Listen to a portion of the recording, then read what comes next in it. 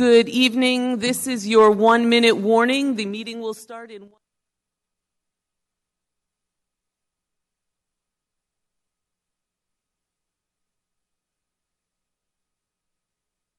free. We will be starting in 1 minute. Thank you.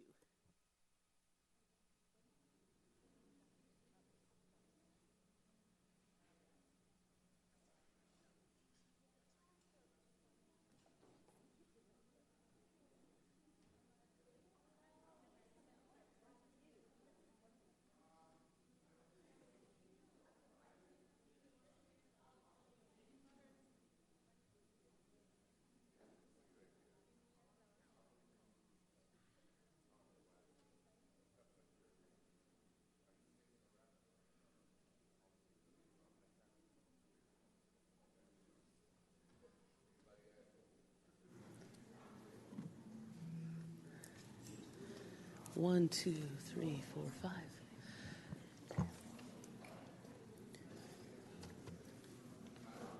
Good evening and welcome to the Oakland City Council meeting. We are having our special meeting starting at 4:30.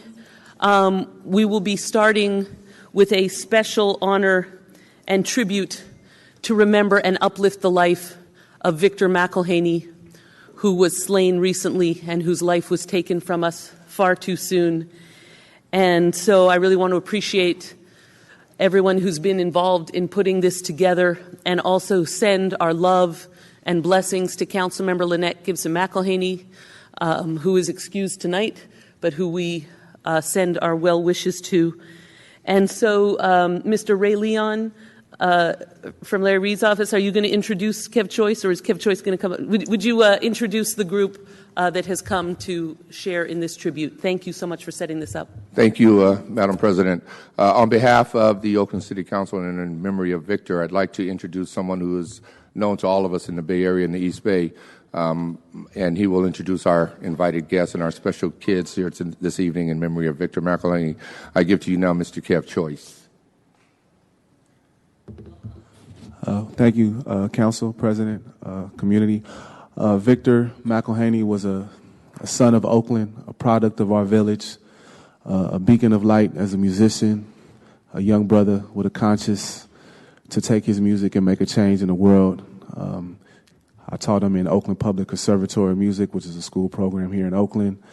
He was a student at Oakland School for the Arts. He went on to East Bay, Cal State East Bay to study music, and was completing his term at USC, studying music at the distinguished Thornton School of Music. And we just want to pay tribute to him.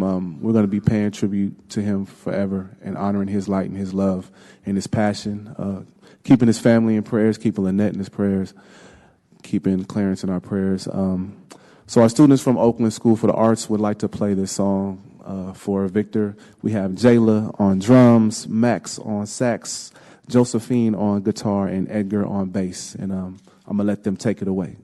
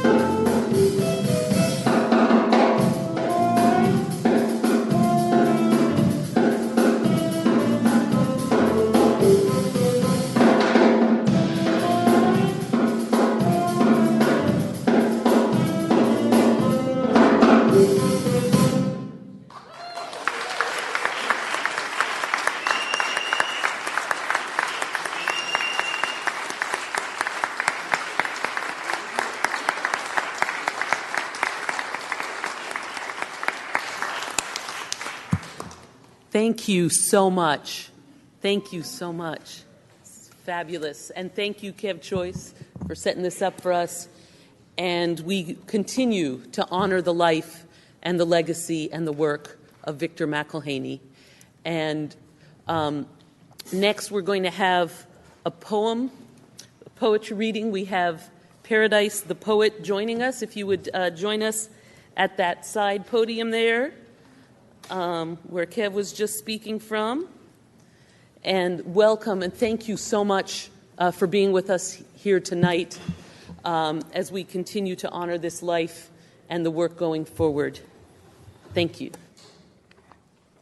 Oakland, how's everybody doing? Oakland is a lot like jazz. And like jazz, there was a time when Oakland was considered by many to be a four-letter word.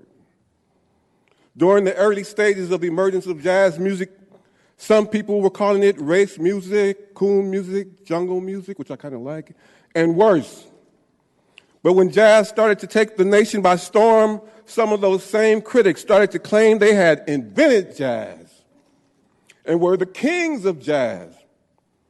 Even so, many of the people who used to look down their noses at Oakland now adore her. They want a piece of her. They even have a new Monopoly game out about Oakland called Oaklandopoly.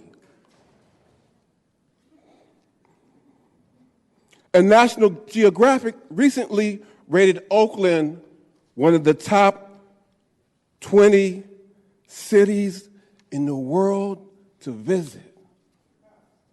Yes, Oakland.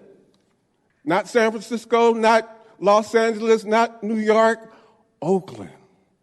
But some of us have known Oakland to be special and have been working on the heart and soul of Oakland for a long time. The late, great Mary Rudge wrote a poem called Oakland is a Holy City, which inspired us to create a performance group and go on what we call the Oakland is a Holy City World Tour to show the world a different side of Oakland than what was then being portrayed in the media. So we veteran, seasoned Oaklanders have seen too much blood, sweat, and tears spilled in the streets and soil and invested in the legacy of Oakland to just vacate the premises and give her away to some Johnny-come-lately pirates. If San Francisco is the heart of the Bay Area, Oakland is its soul.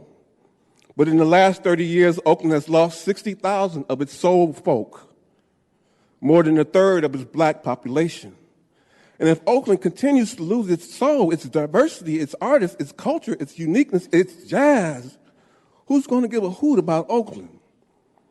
This poem, called Entering Oakland, is the spoof of what used to be the greetings on many of Oakland's border signs. Anybody remember that? This poem, slightly updated, was a catalyst in helping to get those signs replaced with Welcome to Oakland signs. Entering Oakland. Beware, you are now entering Oakland. Or I'm about to have a stroke land because I've been doing too much coke land, so I'm broke land. And even my hills like to smoke land because all my neighborhoods are crime soaked land. So roll up your car windows, lock your doors, hide your valuables, watch your back, guard your children. You are now entering pitiful folk land. So put on your bulletproof vest, helmet, and ride gear if you have any, and proceed at your own risk if you don't. And if you have to get out of the car, run. Don't walk. I repeat, run. Don't walk to your destination, and you don't stop. And you don't stop, and you don't stop, not even if you see Hammer. This audience has no sense of humor. Right? In Vogue, Mark Curry, Clint Eastwood, Tom Hanks, Tony, Kev Choice, Angela Davis, Alice Walker, Whoopi Goldberg, Sheila E., the Pointer Sisters, Sly and the Family Stone, Maxine Hung Kingston, Ricky Henderson, are one of the directors of the blockbuster films like Blind Spotting, Sorry to Bother You, and Black Panther, are the scandalicious Kerry Washington, are the likes of another Ron Dellums, Mother Wright, Reginald Lockett, Soul Beats, Chuck Johnson, Chauncey Bailey, Maya Angelou, Tupac, or Bruce Lee. Just keep on going, and you don't stop. Not even to see those exciting Golden State Warriors, Oakland A's, or Oakland Raiders at the Coliseum. And you don't stop at the Paramount, Grand Lake Parkway, Calvin Simmons Fox, or Black Repertory Theater. And you don't stop at Chinatown, Lake Merritt, or Jack London Square. And you don't stop at Swans, Eastmont Mall, the Chabot Observatory, Children's Fairyland, the Nolan Park Zoo, or Lake Temescal. And you don't stop at Jimmy's, Jeffrey's, Dorsey's, Josie's, Kimball's, or Eli's Mile High Club because you might get the blues. And you don't stop at the Oakley Museum, the African American Museum, the Mocha Museum of Children's Arts, Pro Arts, Joyce Gordon Samuels, or Concept Cultural Gallery. And you don't stop at Festival at the Lake, Art and Soul, First Fridays, the Malcolm X Jazz Festival, High Road Day, Paradise Day, the Black Cowboy Parade, the Black Joy Parade, or the Chinatown Street Fair. And you don't stop at the Malunga Center, the Ella Baker Center, the Prescott Joseph Center, the East Oakland Youth Development Center, the Cesar Chavez Center, the Eastside Arts Alliance Center, or one of the 16 libraries. And you don't stop, not even if you smell Flint's, Everett's, or Walker's barbecue. Or you start to hear Fenton's ice cream, or one of the lowest Pie Queen's pies calling your name. You keep going as fast as you can, thinking, oh my God, I'm in Uzi land. And you don't stop. And we don't want you to, so why don't you just barge your behind on through? Keep your greedy paws off of West Oakland, North Oakland, and East Oakland too. But wait a minute, what happened to South Oakland? South Oakland is Alameda. Oaklanders are all over. San Francisco is West Oakland. Antioch and Pittsburgh are North Oakland. Mexico is South Fruitvale, Oakland. And Palestine is the Middle East Oakland. Chase all the soul out of Oakland, and the sunshine, the genie of Oakland will go somewhere else too. Because you can run from the specter that is Oakland, but you can't hide because all roads lead to Oakland. And this is Planet Oakland. This ain't no joke land, broke land, croak land, choke land, or coke land. This is hope land, woke land, international folk land, the blue and white collar workers land. Because we can make this work, we can make anything work land. Oakland is God's plan, and the future of Oakland is in divine hands. All you can do is decide whether you want to be on the right or wrong side of history, because can't you see? We're still here. The indigenous, the Ohlone, through genocide and gentrification and being ground zero for the chemical warfare crack bomb that was dropped on Black America to dispel all our self-help movements, leaving behind violence and mental illness we're still recovering from. But we're still here.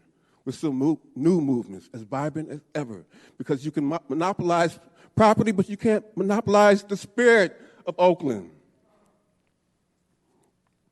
Its heart and soul.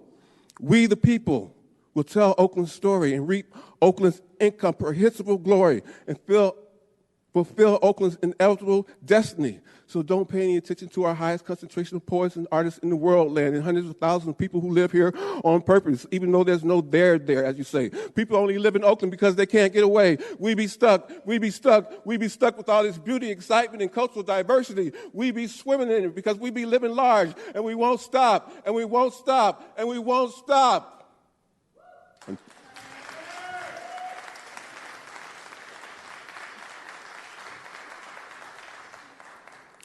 Until we're through.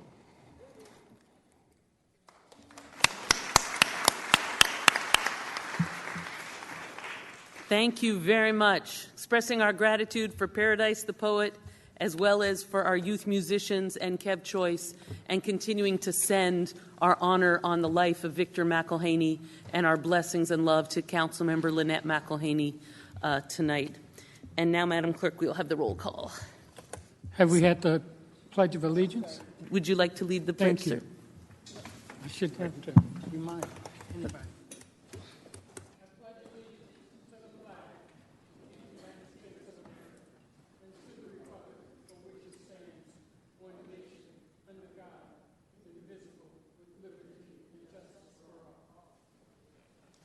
Thank you, Mr. Vice Mayor. And now we will have the roll call. Welcome to the special concurrent meeting of the Oakland Redevelopment Successor Agency of Tuesday, April 2nd. If there are members of the audience who would like to speak on an agenda item, please fill out a speaker's card and return that card to a clerk representative before the item is called. Moving to roll call. On the roll call are Council Members Boss, here. Councilmember Gallo, here. President Pro Tem Cobb. Here. Vice Mayor Reed. Here. Councilmember Taylor. Here. Councilmember Tao is en route. Okay, and President Kaplan, who will be Here. chairing this meeting. And we are going to go a little bit out of order and go to item 4.1 next. And there is one speaker. And so now we will take item 4.1, which is brought to us by Councilmember Gallo, honoring the legacy of Cesar Chavez, including honoring local champions. Mr. Gallo, do you want to kick it off? And the portable mic is down there.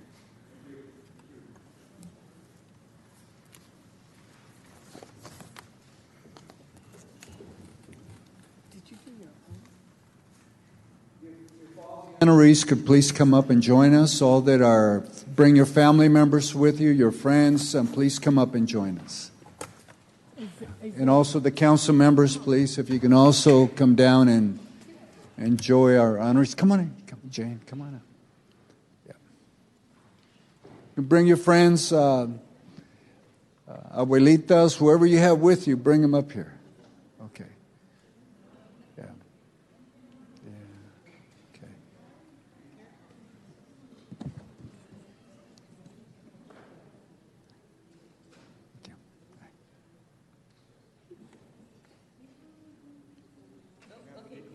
Okay. Okay.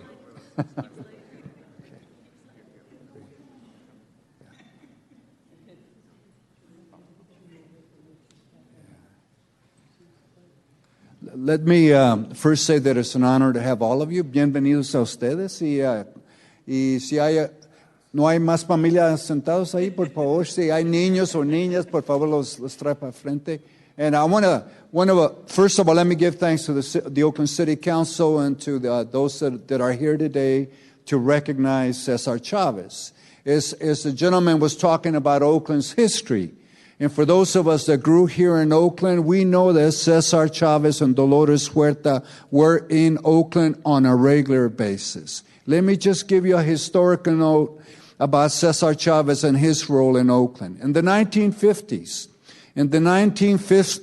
there was an organization called Community Services Organization that came out of Chicago. That was a Saul Alinsky model that came out of Chicago to Oakland, and it was here at Old St. Mary's, right here in West Oakland, because many of us in the Mexicano Latino community, we lived in West Oakland. So in the 1950s, the CSO organization had the opportunity of hiring 3 people, to hire 3 people to represent Oakland, San Jose, and San Francisco. And the 3 people that were selected one was Jimmy Delgadillo, Ed Gallegos that eventually wound up in San Francisco, and the other one was Cesar Chavez. It happened here in Oakland. And what happened here in Oakland, Jimmy Delgadillo, since he was born in Oakland, grew up in Oakland, he stayed serving CSO in Oakland. Cesar Chavez went to San Jose, and Mr. Gallegos went to San Francisco to become political organizers that led to the development of many organizations. In Oakland, you had what they called at that time was the East Bay Spanish-Speaking Citizens Foundation, and that's where the Unity Council developed from. The Spanish-Speaking Citizens Foundation, Centro Legal en la Clínica de la Raza, got their start from that effort. In San Francisco, you had many other organizations, but Cesar went to San Jose, and eventually he went back into the valley and organized the farm workers. And I think we all know the story in terms of his leadership, his commitment to social justice, and making a difference not only in an environment like Oakland, but also throughout the state of California and throughout the United Nations. And I do want to also recognize Dolores Huerta, because Dolores Huerta was actually here every other week.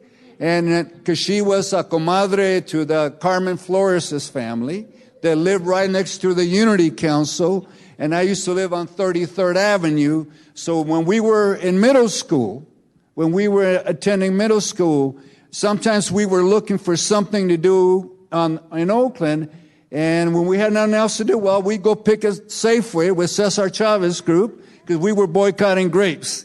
And so by the time I was in high school, I became a professional protester. So I got my training at that level, and certainly organizing and leading the group. So I want to get started and recognize our guests, our honorees, and I'm going to begin with Councilmember Larry Reed. Go ahead. I was supposed to be last. I'm District 7 and then at large. Come on, Zeddy. Good evening, everyone. And to those of you who are being honored this evening, thank you for all that you do to making the city a better place for us to be able to live and to raise our families and to watch this incredible city grow to being even more incredible. So I salute each and every one for the work that you do. But my honoree, her name is Zeddy Gutierrez. She works for AB&I Foundry, which is located in my district on San Leandro. I met her a little over a year ago. And you're talking about someone, if you ever watched a TV commercial with the little bunny playing the drum, that is so energized that they just keep going and going and going and don't know when to stop. Well, that's what Zeddy does in terms of the difference that she's making out in my council district and throughout the city of Oakland in terms of the work that she does for her employer. I mean, I love this woman. She organized huge cleanups to help clean up the illegal dumping that takes place out in my district. I think she must have had almost, 200 people at the last effort to make a difference in our district. And if you drive up and down San Leandro, in my district, starting from 66 on the right-hand side all the way to the San Leandro border, you will notice that there is only one place that is always spick and clean, and that's in front of AB&I Foundry. There is no graffitiing on the walls. There's no illegal dumping in front of that incredible facility that employs so many people that are really making a difference in people's lives and their ability to be able to take care of their family. So, Zeddy, please forgive me that I don't have the proclamation for you this evening, but I certainly will get it to you. But you know how much I love you. You know how much the community love you for the work you do. And thank you guys for helping me to be able to feed my seniors in my district. But because without you, it would be very impossible for me to do the things that we've done together. So I love you, my sister. So thank you. Una palabra. Oh, my goodness. Thank you. This was unexpected, so I didn't even know this was going to happen. So AB&I has been in Oakland for 113 years, and we're really proud of that fact. And we want to stay in Oakland. We are rooted in Oakland, and we want to make Oakland a better place to live in, to work in, and to party, and to have fun in. But also, we want to be part of the solution. We don't want to be part of the problem. We want to make sure that we're here for the long run, along with all of you. So thank you very much, and if there's anything we can do, please let us know. Thank you. Gracias. Okay. Mr. Carroll.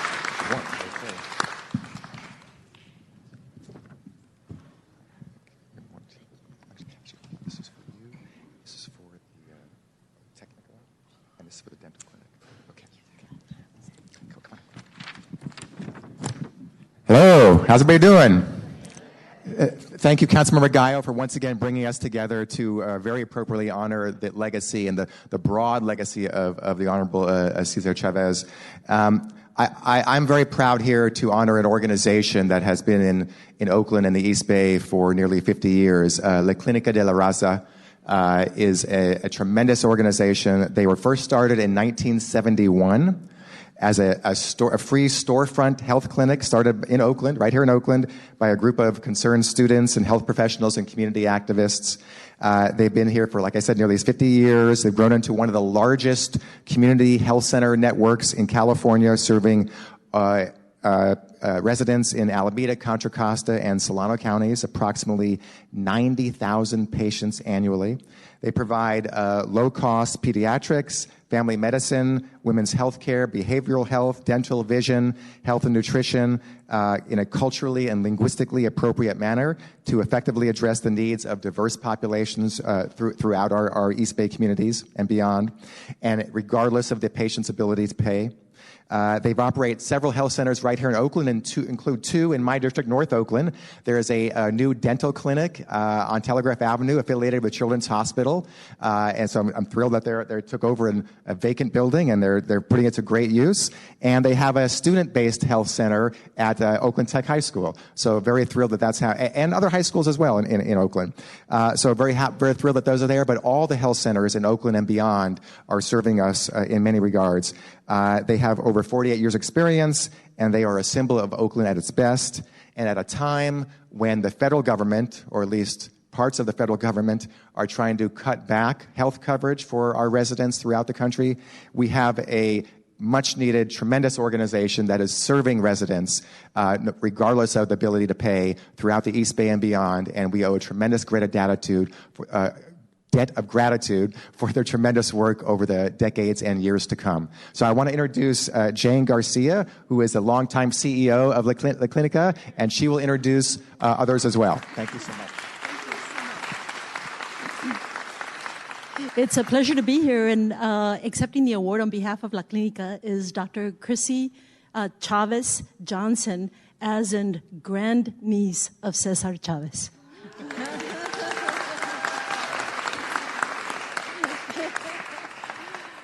Thank you. I'd like to thank the Oakland City Council for awarding La Clinica with the Cesar Chavez Legacy Resolution. I'd also like to thank Councilmember Kalb for nominating us for this recognition. As Jane mentioned, I'm Dr. Christina Chavez Johnson, and for the past 4.5 years, I've been a family physician for La Clinica at the San Antonio Neighborhood Health Center, and I deliver babies for all of the Alameda sites at Alta Bates. As Jane also mentioned, I'm the grandniece of Cesar Chavez, and also have one of my step-grandma is Dolores Huerta, so very connected to the family. My great-uncle dedicated his life to fighting for social justice during the era of the civil rights movement that sought to dismantle systematic racism and heal racial inequalities. It was also during this time, in 1971, when La Clinica was founded by a group of concerned students, health professionals, and community activists as a response to the lack of healthcare services for people in the East Bay. They were guided by what would become La Clinica's mission of improving the quality of life of the diverse communities we serve by providing culturally appropriate, high quality, and accessible healthcare for all.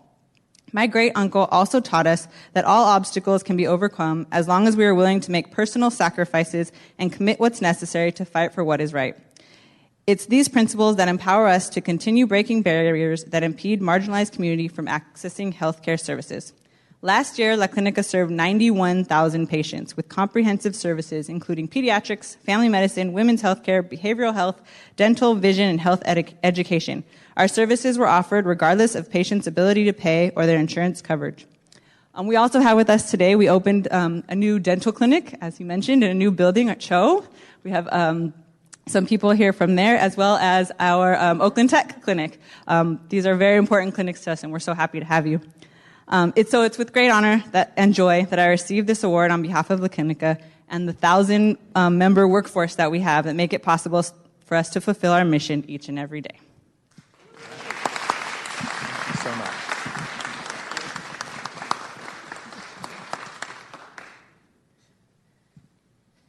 Thank you so much. Good evening.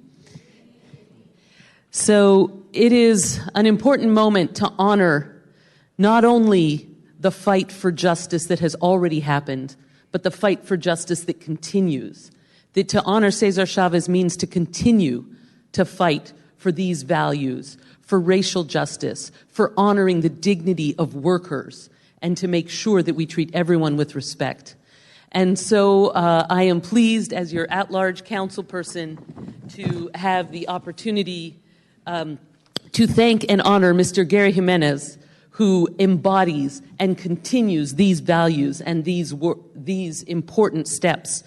Gary Jimenez is a vice president of SEIU Local 10-1 and has worked for over 2 decades, both in terms of supporting our schools and making our schools a welcoming environment for our young people, as well as working here on the local level as a community organizer, as someone fighting for respect and dignity for workers, and to make sure that we uphold not only the memory, but the living legacy of the importance of these values and this work. Thank you so very much for what you do, and I want to give you an opportunity to share some words. Thank you. Thank you. Thank you. First, I want to say thank you to Board President Kaplan for putting my name forward for this honor. I'm very honored by that. I appreciate that very much. And thank you, Councilmember Gallo, for recognizing Cesar Chavez, the work that he did, the fight that he did, the struggle for working people that we need to continue. And I appreciate that you put that forward. I want to also thank my union. As many people know me as the vice president of my union, but what they don't know is my day job is a day custodian at an elementary school for Fremont Unified School District.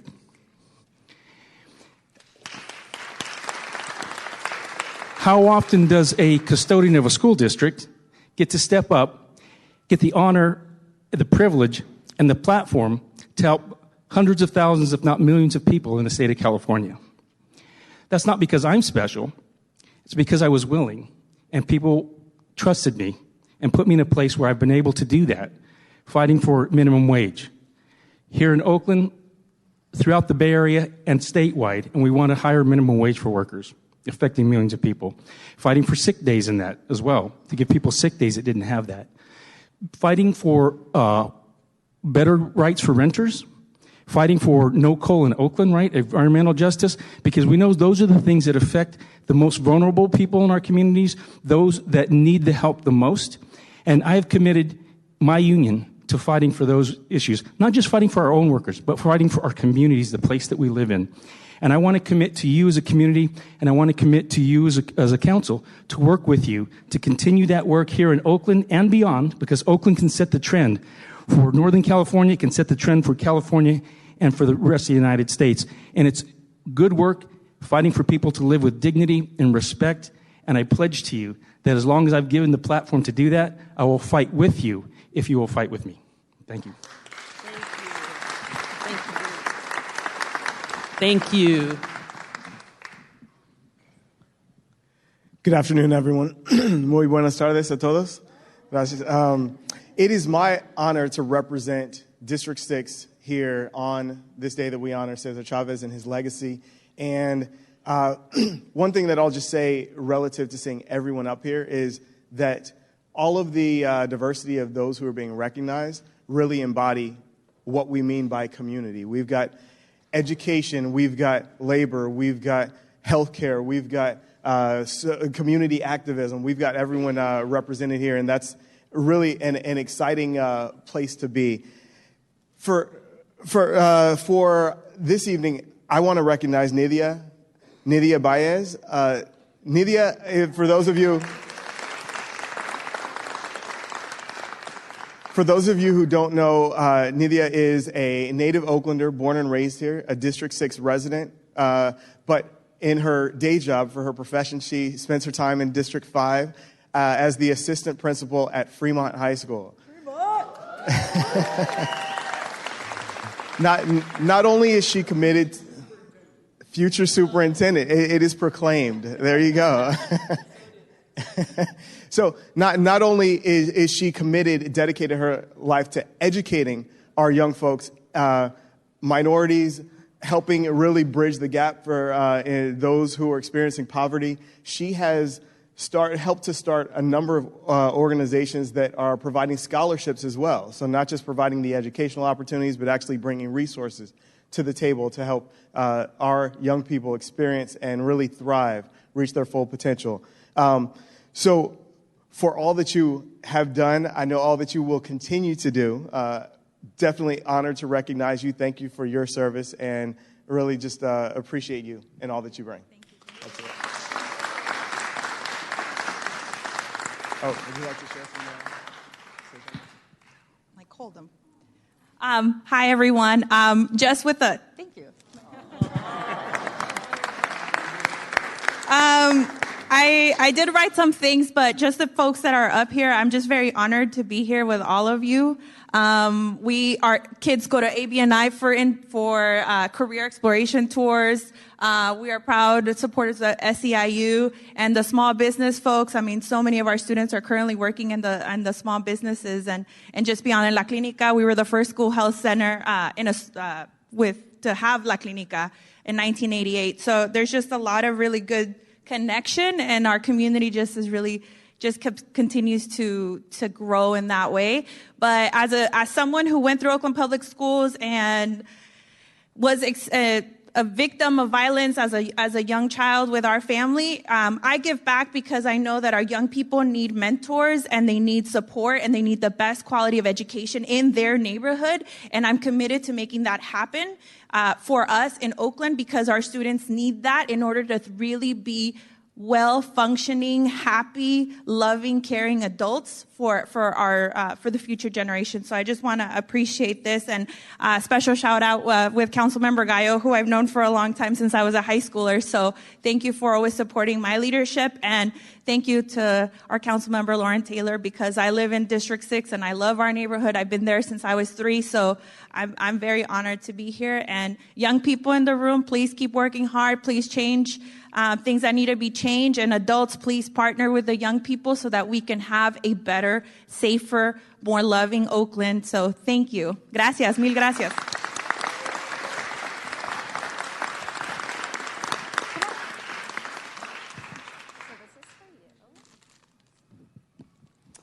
Good evening, everybody. I always talk about, when you're moving forward or moving up, or no matter what it is whichever movement that you're going, that you never forget where you come from. And I believe that Renee, help me with the last name. Quinones. Quinones. Okay. So I truly believe that Rene embodies this through his work. Recently, we went through the teacher strike, and it was his small business, which is Movement Inc., that produced some of the teacher strike T-shirts. So I just want to give him a round of applause for that. And from there, I'm going to read some of the whereases that I have on here. Whereas District 4 is honoring Renee, who has been tremendously effective and committed to serving as a mentor and voice for underserved communities who are in need of inspiration, encouragement, and access to ongoing supportive resources, and has been crucial in creating effective change against poverty. And whereas Renee founded Movement Inc., which utilizes fashion apparel to spread positive messages of culture, resistance, and love through original designs and custom printing. And whereas Renee and Movement Inc. has been a space to incubate many independent small businesses and promote community building. And whereas the City of Oakland continues to support your business, and on this day, I'm happy to honor you. And not just that, but his business is located in the Laurel. So if you haven't stopped by, it's pretty amazing. Usually they have really awesome music playing. Is that right? And so I would encourage everybody to be supportive and visit Movement Inc. in the Laurel. Thank you, everyone. I just want to first recognize the legacy of Cesar Chavez, and in particular, Dolores Huerta. As you guys all know, sometimes we have some really strong, powerful women behind us that are often overshadowed by our own presence. And so I want to acknowledge my partner, Maya. I also want to say that this is not my organization, my company, that if without community, I wouldn't even be present. I want to recognize Big Serge, Manny, his son, Carlos, who all share space with me and are helping build community in the Laurel District in East Oakland. I won't go into the long details, but we all know that it's community and the people are struggling to keep Oakland and Oakland spaces for Oakland. And so I'm just the caretaker of our space at the moment. I'm really honored and blessed to be here. I love Oakland. I love the community. I hope to be present and more present here in these spaces. Thank everyone. Noel Gallo, thank you for recognizing Cesar. And again, shout out to Dolores and all the strong women.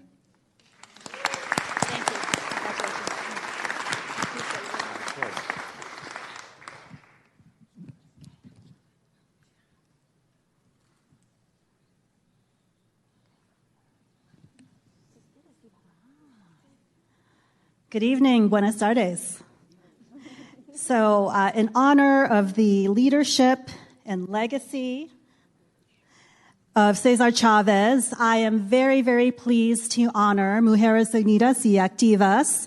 They are powerful women, as you can see here, and they have been around for 30 years, serving not only Oakland, but the entire Bay Area. They have a mission of leadership development, personal transformation, as well as building community power for social and economic justice.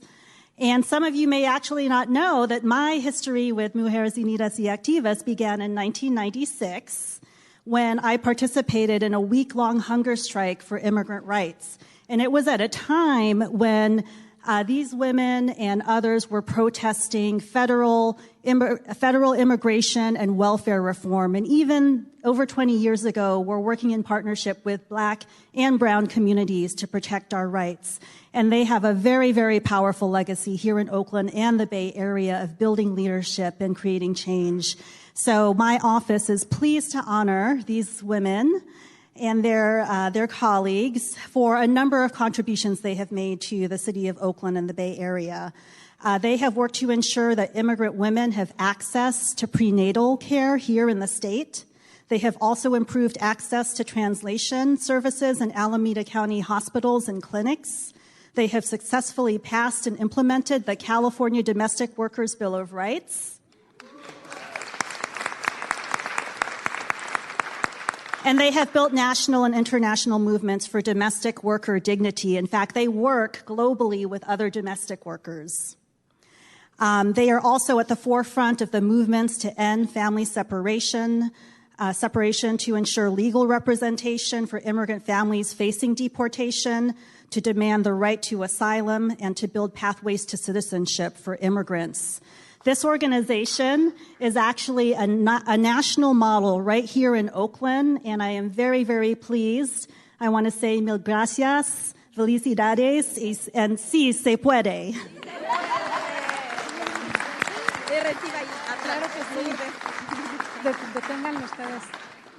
Thank you so much, Councilmember Bass. My name is Lourdes Martinez. I'm Political Director at Mujeres Unidas.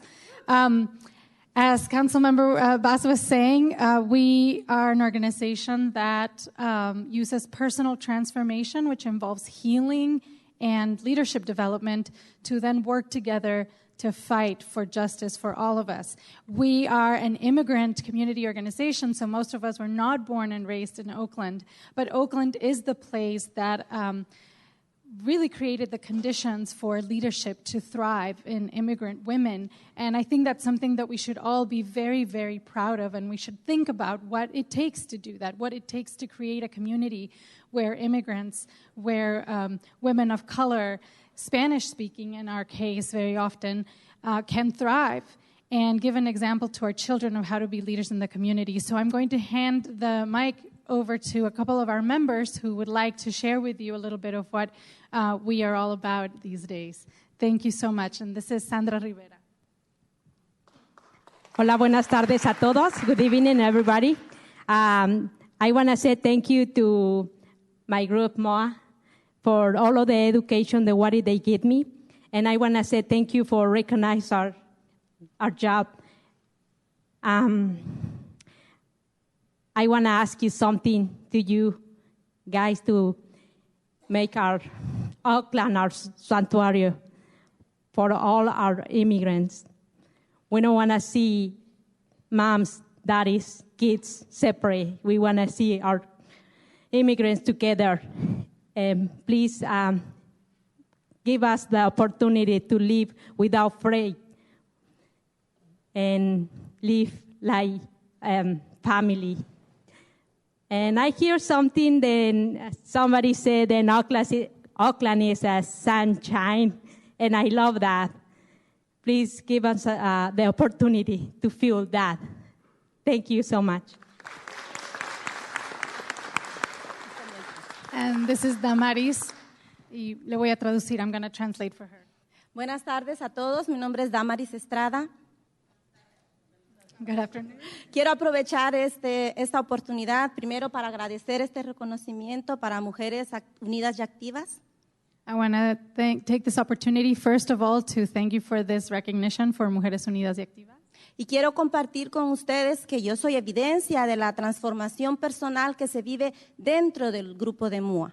And I want to share with all of you that I am evidence of the personal transformation that we live inside of MUA. Yo soy sobreviviente de violencia doméstica y ahora trabajo como facilitadora dentro del grupo de mujeres que participan y que también son sobrevivientes de violencia doméstica. I am a survivor of domestic violence myself, and today I work as a facilitator of the group inside of MUA that gathers women who are themselves survivors of domestic violence. Y quiero aprovechar este espacio esta tarde para pedirle a quienes tienen el poder y para toda la comunidad que por favor creamos las condiciones de justicia, de dignidad y de respeto para las trabajadoras del hogar. And I want to ask those with power and also the community here that we create the conditions in Oakland to be a community where justice, dignity, and respect thrive for domestic workers in Oakland. Porque ellas son parte importante y somos parte importante de la economía y de la educación de los niños que están creciendo en nuestra comunidad. Because they and we are an important part of the community, the education of the children that are growing up in Oakland. Confío en ustedes. Muchas gracias. I trust all of you. Thank you. Thank you, Council.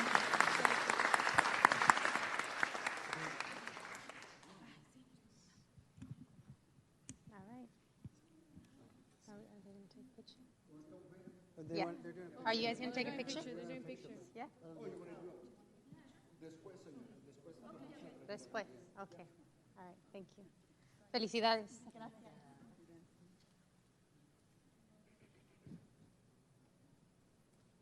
Good evening, everyone. My name is Carrie Gutierrez. I work on the Mayor's Education Policy, which is the Oakland Promise. Good evening. Good evening. I have the honor to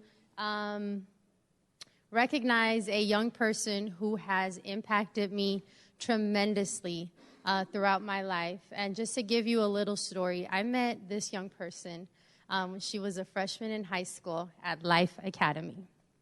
And this young person decided to participate in one of the after-school programs that I was overseeing. And I just remember him being extremely dedicated. She would come to our program twice a week, and she would learn a curriculum on violence prevention. And when she was ready, we would go out to middle schools across Oakland and present sessions on how to prevent violence, what are the root causes of violence, how to enhance your communication skills when resolving conflict, right? She was phenomenal then. A few years later, I got to witness her run for the All-City Council president position. And she actually was assigned the student director position for the Oakland Unified School District. But wait, there's more. There's more. And so that was a huge accomplishment. A few years later, I have the honor of being in touch with her again because she is leading, just all kinds of student activist activities across the city, efforts to support youth voice and make sure that youth voice is represented within the budget. And most recently, I have the honor to share that Gemma became the first Latino student from Oakland, California, to serve on the State Board of Education.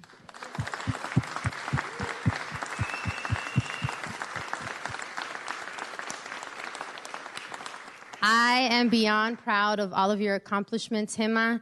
The other last piece that I just want to share is that Gemma is doing incredible work across the city, but she's also killing it academically. And Gemma recently just found out that she not only got accepted into UCLA, Stanford, and UC Berkeley. Congratulations.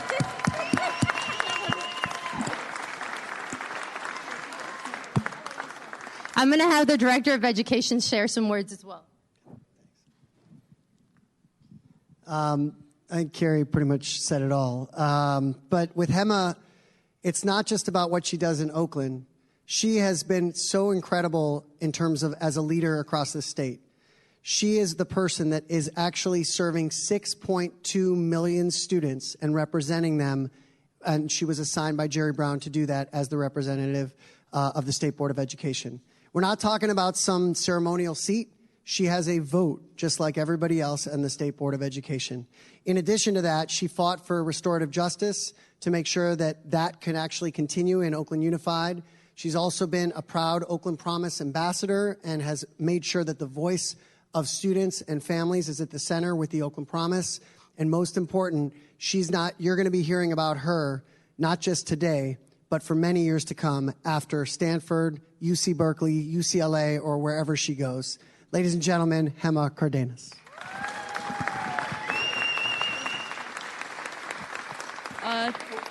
Hold on. I forgot to say this one thing, too. So whereas Hema Quetzal Cardenas, an Oakland student leader, was appointed by Governor Jerry Brown to represent 6.2 million students in California as the sole representative for students on the State Board of Education in the 18-19 year, therefore, I, Libby Schaaf, Mayor of Oakland, give an honorary commendation to Hema Quetzal Cardenas for her powerful and exemplary leadership, contributing to Oakland's mission for equity and effective representation. Ladies and gentlemen, now, Hema Cardenas.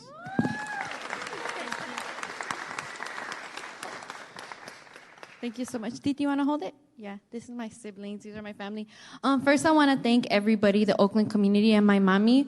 My mommy's Karina Najera. For those of you who may not know, Noel Gallo actually gave my mom one of the first Cesar Chavez Awards, and I really appreciate that because first and foremost, my mom led the way for me and a lot of Central American youth in Oakland, and I don't know if she understands the impact that she has on so many youth in Oakland, but she always does. And I also want to thank my dad, who's outside with my little brother, who worked so hard and came to this country and continues to work hard for me to be where I am today.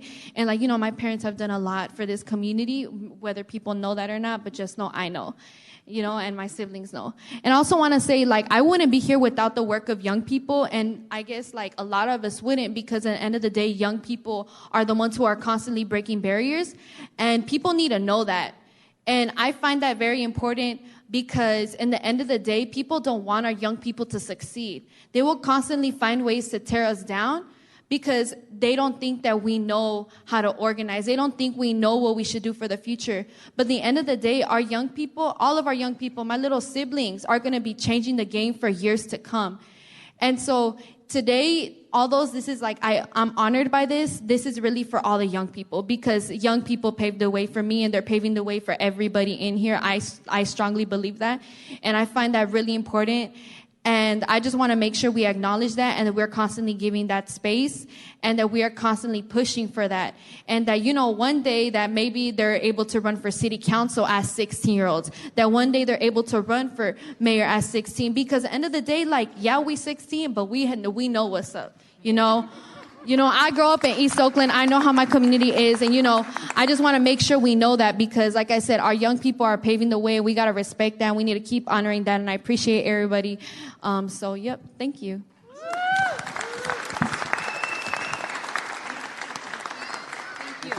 Thank you. Thank you. Come on, Mari. Is Mr. Iglesias here? Chris Iglesias? What? From the Unity Council, can please come up. I want to introduce one of my special assistants, Amar Velez. She has several master's degrees from UC Berkeley, originally from LA, but she's living on 23rd Avenue, right in the Foothill area in the heart of East Oakland. And so I'm going to ask Mark to please read part of the resolution for Mr. Iglesias. So very proud, and on behalf of District 5, Councilman Noel Gallo, Oakland City Councilmember Noel Gallo nominates Chris Iglesias, who is a community leader and represents the legacy of Cesar Chavez through his leadership in community service to the city of Oakland and as the Chief Executive Officer for the Unity Council, And as CEO, Chris Iglesias is responsible for leading the organization's 300 dedicated staff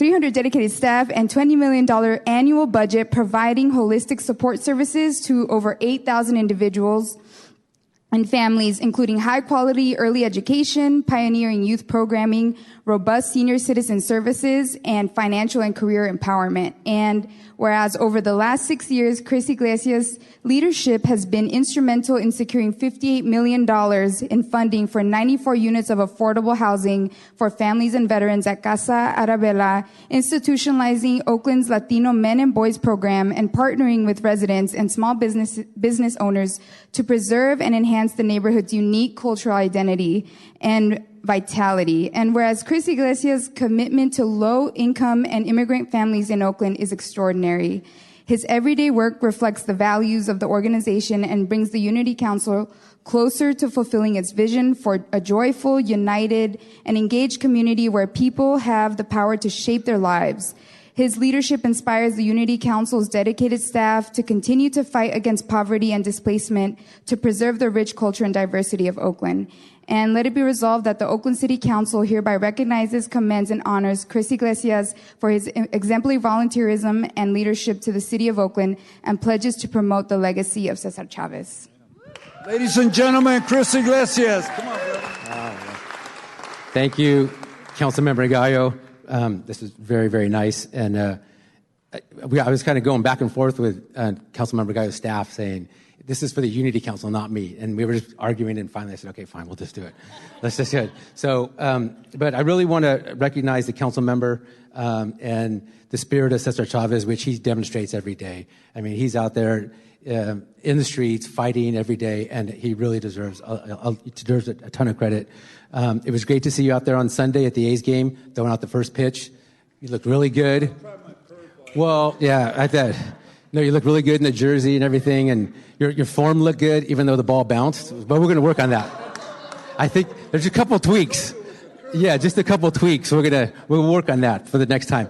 But no, it's an honor to work at the Unity Council, to lead the Unity Council. But it's really the honor is to be able to partner with folks like Jane Garcia with La Clinica and Centro Legal and Citizens Foundation and all the other organizations that we work with on a daily basis. Regina out at East Oakland Youth Development. I mean, I think everybody carries the spirit of Cesar Chavez in their work every day, and it's just an honor. All the city council members, everybody up here tonight, it's just an amazing, amazing group. And I just want to thank you again on behalf of the Unity Council and everything we do. So thank you again. Thank you. Okay, so felicidades y les deseo mucho éxito y buena suerte. Suerte, let's take a picture. Everybody together, come on. One picture together. There you go.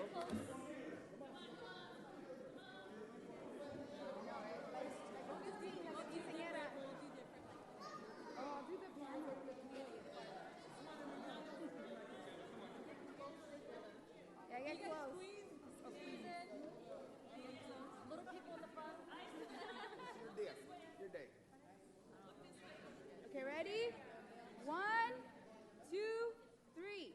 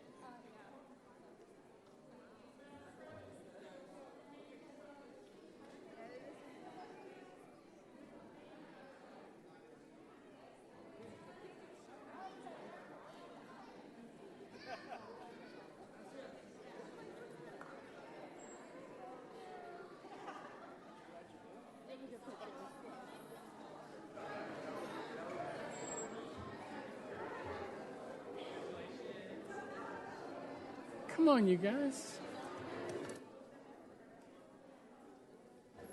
Council President Kaplan, can we get the meeting started?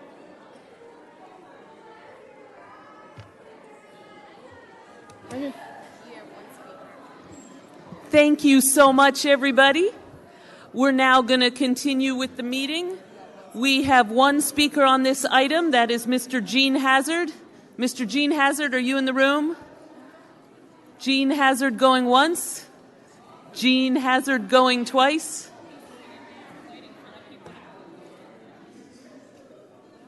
Mr. Hazard, if you would come to the microphone, please, if you wish to speak on this item.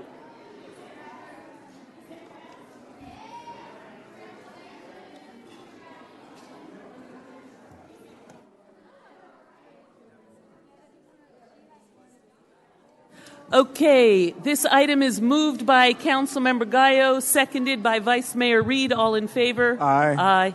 That passes unanimously. And now we go to open forum, Madam Clerk. Going back to item 3, which is open forum, you do have 6 speakers. How would you like to proceed? 1 minute each. Call them all.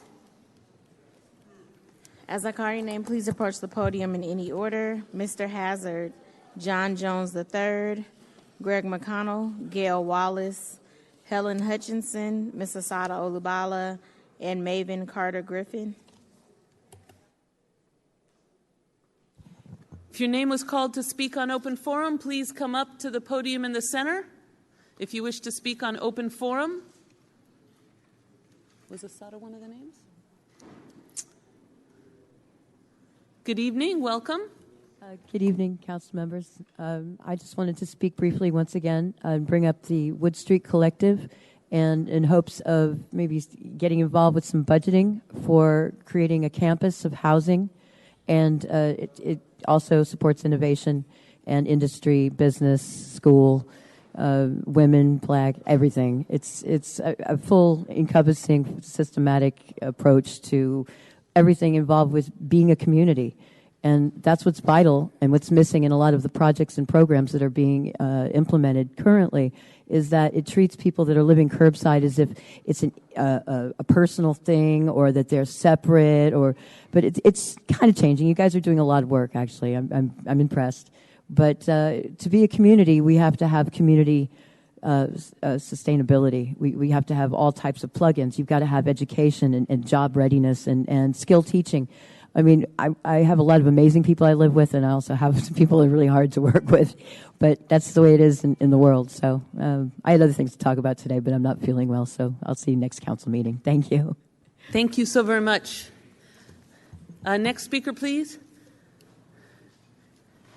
Good evening, Ms. Asada. Love life, love black people. And Colin Kaepernick apparently tonight. Love life, love black people. It is time and past time. We're doing 1 minute with, go ahead. To do something about this police department. The insanity that's going on, the dysfunctionality. Give you some example. Las Vegas, February 14, 2017. A white man shooting up on Las Vegas Street. They call the police.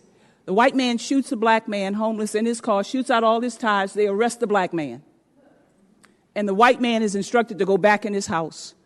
3 days later, he starts shooting up, shoots at a helicopter, and the police shoot and kill him. That's Las Vegas Street. San Leandro, police officer comes out of a restaurant, some kind of way he gets shot in the chest, doesn't call for emergency help, goes to his girlfriend's house. They can't find the gun, no bullets, don't know what's happening. Police officer shot. Little boy on the street for 30 hours with no Amber Alert, with a drug addict, with 3 felony convictions, and the police department says, we don't need an Amber Alert because the child is not in danger. Something is wrong, and you're doing nothing about it, and something needs to happen, and the Black Police Officers Association's description of the disparity is another issue. But my time's up. When are you going to do something about this police department? And it's not Warsaw, it's the police department. Thank you. Other speakers who've signed up for open forum? Good evening, Mr. Hazard. For the record, Gene Hazard. Mr. Sala, you forgot Clare House. You all know about Clare House? You know about Clare House? You do or you don't? You do. Well, you should be voting that down. You know, in the report, it mentions restorative justice. They didn't know anything about it. They mentioned OUSD. Last night at the partnership meeting, school board members didn't know anything about it. Shut it down. Don't allow Clare House to go up in that community. It was rejected in other areas, white communities. Now they want to put it up in the hills in the black community. Do not support Clare House. Do not support Clare House, Larry Reed, and you need to be meeting with restorative justice. Don't you have to say anything? Oh, trust me, I don't, because you don't have half of what you say correct. You don't know what I know. You do not know what I know. Would the speaker address the okay, chair, but anyway, please? you're not supposed to be responding in open forum. You know better than that. Thank you, Mr. Speaker. Your time is elapsed. Leave Clare House alone. Thank you, sir. Any other speakers who wish to speak under open forum? All right. That then concludes open forum. Madam Clerk, we could call item 4. Item 4 is action on special orders of the day. So, colleagues, we are now on item 4, which is the time when we have announcements and in memoriams. And so at this time, we will take commentaries and in memoriams, and I have several. It's been quite a couple of weeks. But first, I will call on Mr. Vice Mayor Reed. Thank you, Madam President. This has been a rough 10 days. I would like to ask that we would adjourn in memory of Father J. Matthews. The very Reverend James Matthews, or better known to us as Father J., beloved director of the Cathedral of Christ, the Light, and longtime pastor of St. Benedict's Church in Oakland, died suddenly of an apparent heart attack early on the eve of March the 30th. He was 70 years old. Father J., as we know, to more than one generation of Oakland Catholics, was ordained in 1974. He was the first African-American to be ordained in Northern California. He was born in 1948 in Berkeley. He was raised in Oakland. His family moved to Oakland in 1960, and it was at his confirmation in 1962 that Bishop Father Began, the first bishop of Oakland, invited him to consider the priesthood. 4 years later, after his graduation from Skyline High School, he entered the seminary. He returned to St. Benedict's Church to celebrate his first Mass. He came back to become pastor in 1989. Father J. graduated a bachelor's degree from St. Patrick College, Mountain View, and a master's degree from St. Patrick's Seminary in Menlo Park. He did postgraduate work at the Jesuit School of Theology in Berkeley and the Pontificia Gregorian University in Rome. In 2014, the Oakland City Council proclaimed May 6th as Father J. Matthews Day. He credited 3 beautiful women who moved him along towards priesthood, his 2 grandmothers and a Holy Cross sister. Father J's services are as follows. Possession of Father J's body from St. Benedict's Church to the Cathedral of Christ. The light will commence at 1:30 p.m. There will be a public viewing on Sunday, April the 7th from 4 p.m. to 6 p.m. at the Cathedral of Light Christ Church, located at 2121 Harris Street. Follow his viewing, there will be a public and civic vigil from 6 to 8 at the Cathedral of Christ the Light. And then the funeral liturgy services will be held on Monday, April the 8th, beginning at 7 p.m. at the Cathedral of Light. The committal burial will be on Tuesday, April the 9th at 11 a.m. at St. Joseph Cemetery in San Pablo.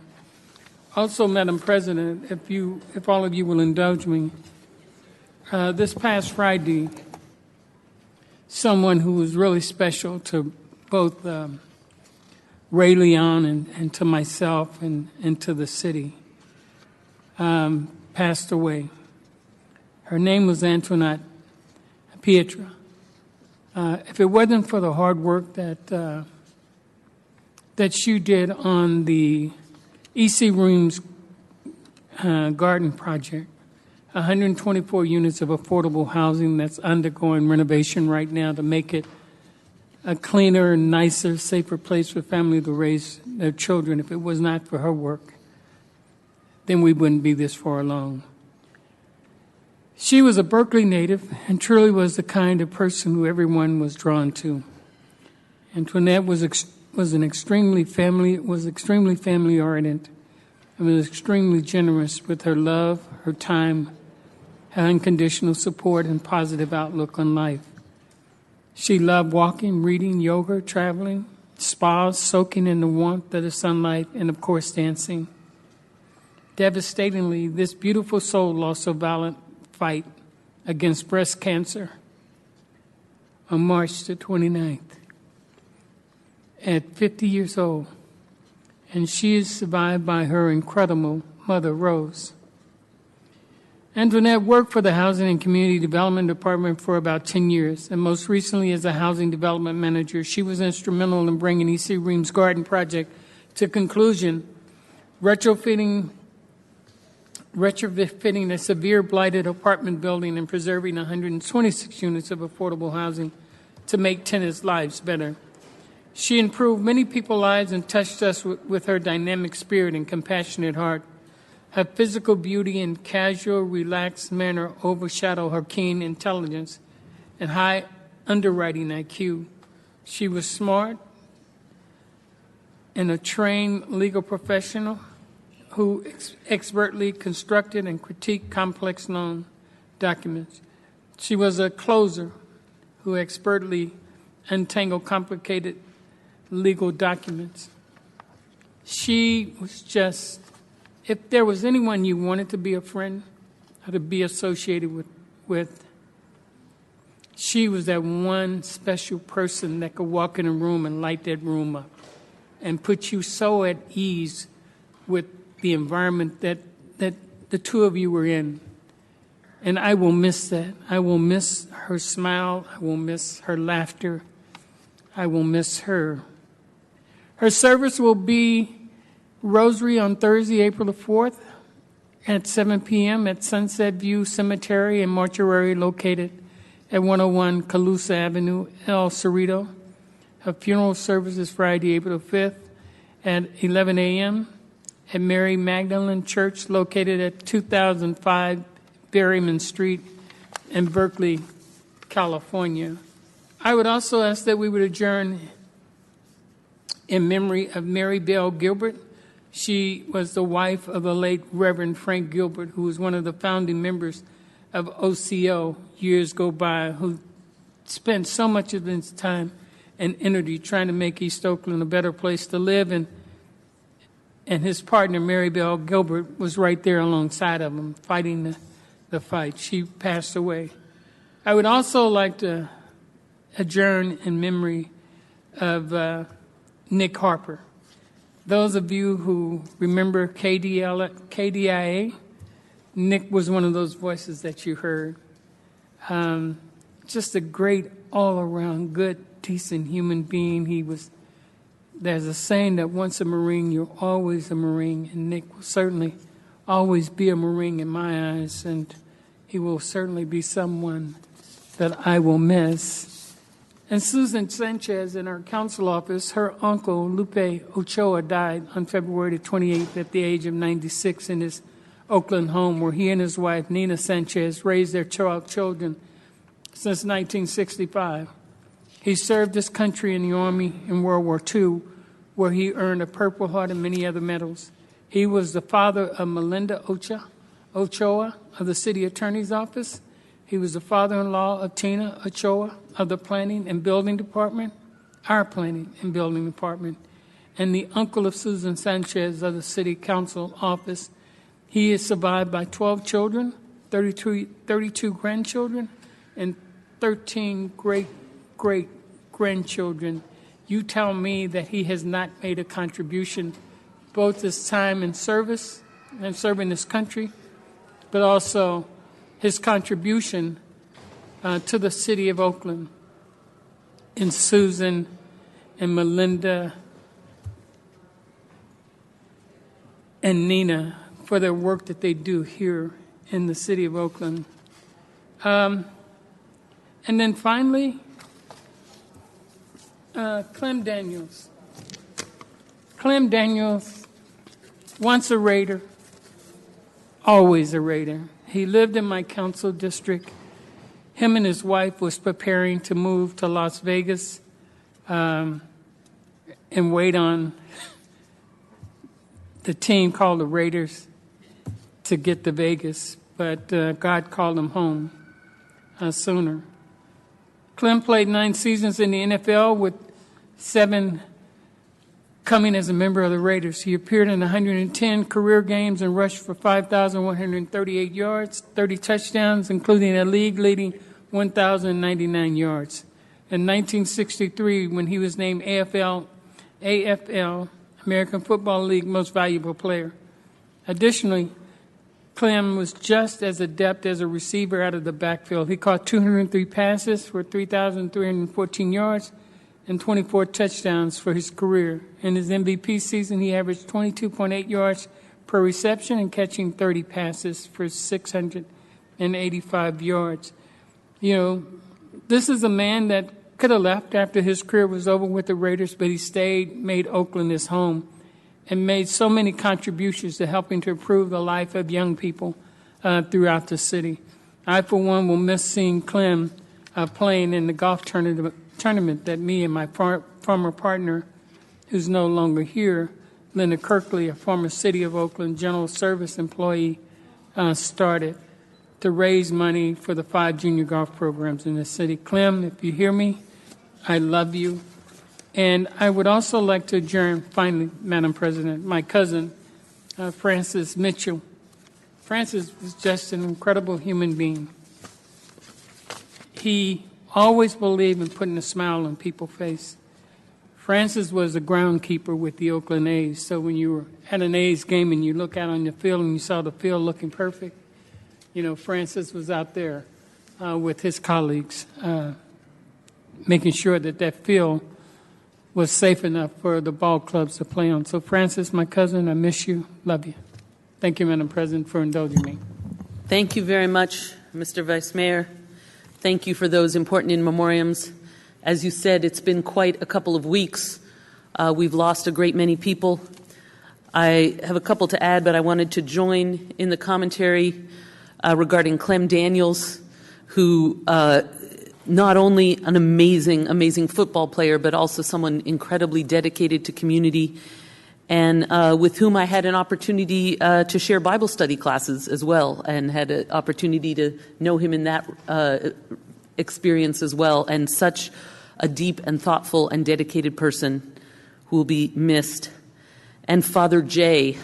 Matthews, who I had the opportunity to hear and meet with as he was doing the Ash Wednesday Mass at Cathedral of Christ the Light, and who has done so much for our community, and such a significant loss.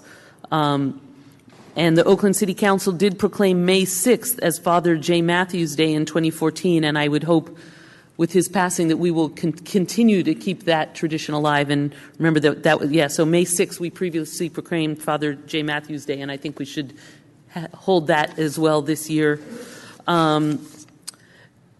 Also, 2 additional people to add. Dana Harvey. For more than 2 decades, Ms. Harvey has guided the development and growth of an alternative community-driven food model, including Mandela Marketplace and the Mandela Foods Cooperative, and was instrumental to launching healthy neighborhood grocery store efforts to make sure that communities that lacked access to healthy food would have that. And that is so important to people's lives and well-being. She received a 2009 Women of Greatness Award and the 2010 Robert Wood Johnson Community Health Leader Award. And so we honor Dana Harvey. And in addition, Nipsey Hussle, whose life was also lost in the last week, who was working to strengthen community bonds, to fight against violence, to reduce gang violence and turn it into real community bonds, and to rebuild community unity as well. So a great many people worthy of honoring. We have more council members in the queue under this item. Next up, Councilmember Dan Kalb. Thank you, Madam President. Just a couple of quick announcements. One, my monthly community office hours will be happening again this Saturday morning, April 6th. If you want to reserve a slot and you live or work in North Oakland, you could call our office at 510-238-7001. I meet at rotating cafes throughout District 1, generally the first Saturday morning of the month. And happy to meet with you if you are, again, a resident or work or go to school in North Oakland. That's this Saturday morning, April 6th. Also, I think we might have mentioned this before, but I'll say it again. I think we've already acknowledged the girls basketball championship victories, both the Oakland High Wildcats for the statewide Division III champions, girl champions. Let's hear it for them. And the Oakland Tech Bulldogs, the statewide Division IV girls champions. Let's hear it for Oakland Tech Bulldogs. And the announcement is that on Friday afternoon, April 12th, there'll be a citywide celebration. The details are still being worked out, but I believe it is going to involve a march and a rally here in front of City Hall, Friday afternoon, April 12th. So if you want to celebrate the tremendous achievement of our girl basketball players of two of our wonderful high schools, you could take part of that, again, that Friday afternoon in and around City Hall, outside of City Hall and inside City Hall on Friday afternoon, March 12th. And details will be posted as we get closer to that date. Thank you so much. Thank you very much. Next up, Sheng Tao. Thank you for the full Tao. name. I just have some updates. Tomorrow at 1:30 p.m., my office will be conducting a safety walk in the Laurel Business District, and the public is welcome to join us. We will be, along with my office and my staffers, we will be joined with the beat officer as well. And so we'll go through the whole business district and kind of just have conversation, meet and greet, but not just that, but the officers will also talk about how to harden their retail store in regards to burglaries or theft. We will be meeting at 1:30 p.m. at World Ground this Sunday, April 7th. Please join myself and District School Board Member Gary Yee and the Montclair BID at their community supper fundraiser. For more information, please shoot us an email at District4, that's the number 4, at oaklandca.gov. On April 13th at 3 p.m., Love Your Park event at Redwood Heights Park. It's a family-friendly event, and they'll have a dunk tank, food trucks, movie in the park, and pop-up classes. Do come and celebrate in the festivities. I also have office hours on April 13th at Community Table in the Laurel from 10 to 12 p.m. I welcome all constituents to come out and meet me, bring your questions. And I just want to repeat, for more information in regards to anything for my office or more information regarding these events, contact me at 238-7004 or District 4, that's the number 4, at oaklandca.gov. Thank you so much. Councilmember Gallo. Thank you. I would also like to second Councilmember Reed's comments and express of gratitude and appreciation for Father J. Matthews. I think for anyone that grew up in East Oakland, Father J. Matthews is someone that you knew, and someone that not only gave you direction and support, but when you needed an attitude adjustment, he was there to give it to you. And certainly he corrected many of us on the street that, you know, that turned our lives around. And to this last week, the week before, he was still very active to make sure that those of us that needed some support, that he was there to do that. Secondly, I also recognize Jim Lamenti, who was an executive director for the Intertribal Friendship House here in Oakland for many years. He also was a professor of Indian education at San Francisco State University, a long lifetime resident of the city of Oakland, and his memorial services will be this Saturday at the Intertribal Friendship House for those of us that would like to come and join the celebration. Secondly, I want to thank the volunteers that keep coming out every Saturday and Sunday from 9 to 12 to make sure that not only our streets, sidewalks, and our homeless encampments remain clean. And so I just want to recognize specifically California Waste Solution that provided their Packard trucks this past Saturday, the Green Lime Scooter Company that sent out their staff members, members of the Golden State Warriors, or staff members of the Golden State Warriors. Rebecca Kaplan and your staff are available and joining us. I appreciate that effort. And I want to invite you on April 7th, Congresswoman Barbara Lee is having her community meeting, April 7th at the Glenview District at the Paulista Restaurant, which is on 4239 Park Boulevard. And her community meeting will be from 2 to 3 p.m. on April 7th. And also do want to invite all of you to join our Public Safety Council meeting that's happening on April 9th at 6:30 p.m. here at City Hall. And present will be the police chief presenting her strategic plan and direction for the coming year. We will also have the fire chief present to present his strategic plan for the city of Oakland. And also the police commission, that the administration will be joining us to address the issues of staffing and how we can make, working together, make the police commission more an effective vehicle for the city to keep on moving forward when it comes to public safety. So remember, Public Safety Committee meeting April 9th at 6:30 p.m. And the fire chief, police chief, administration will be present to answer any question or listen to any concern that the public may have. Thank you. Thank you so much. Next up, Councilmember Bass. I wanted to share that my next community office hours are April 13th at 10 a.m. in Chinatown. If you're interested in scheduling some time, you can call me or email me 238-7002 or district2, the number 2, at oaklandca.gov. And for the next few months, I am going to be doing a combination of office hours with constituents as well as retail walks with our local chambers of commerce. April will be with the Chinatown Chamber, May with the Latino Chamber, June with the African American Chamber, and July with the Vietnamese Chamber. So I look forward to meeting with both constituents and small businesses. I also wanted to share that my budget priorities are online. You can find them on my city webpage and on my social media. I look forward to more feedback from constituents and to my budget forum, which will be on Monday, May 6th at 6 p.m. at Cleveland Elementary. Thank you very much. Next up, Councilmember Taylor. Thank you, Madam President. I would like to also join in recognizing Father Jay for his service to our community, his impact on the lives of so many within Oakland, especially in East Oakland, as he served at St. Benedict's, leading St. Benedict's for more than 2 decades. And so definitely want to join in with that acknowledgement.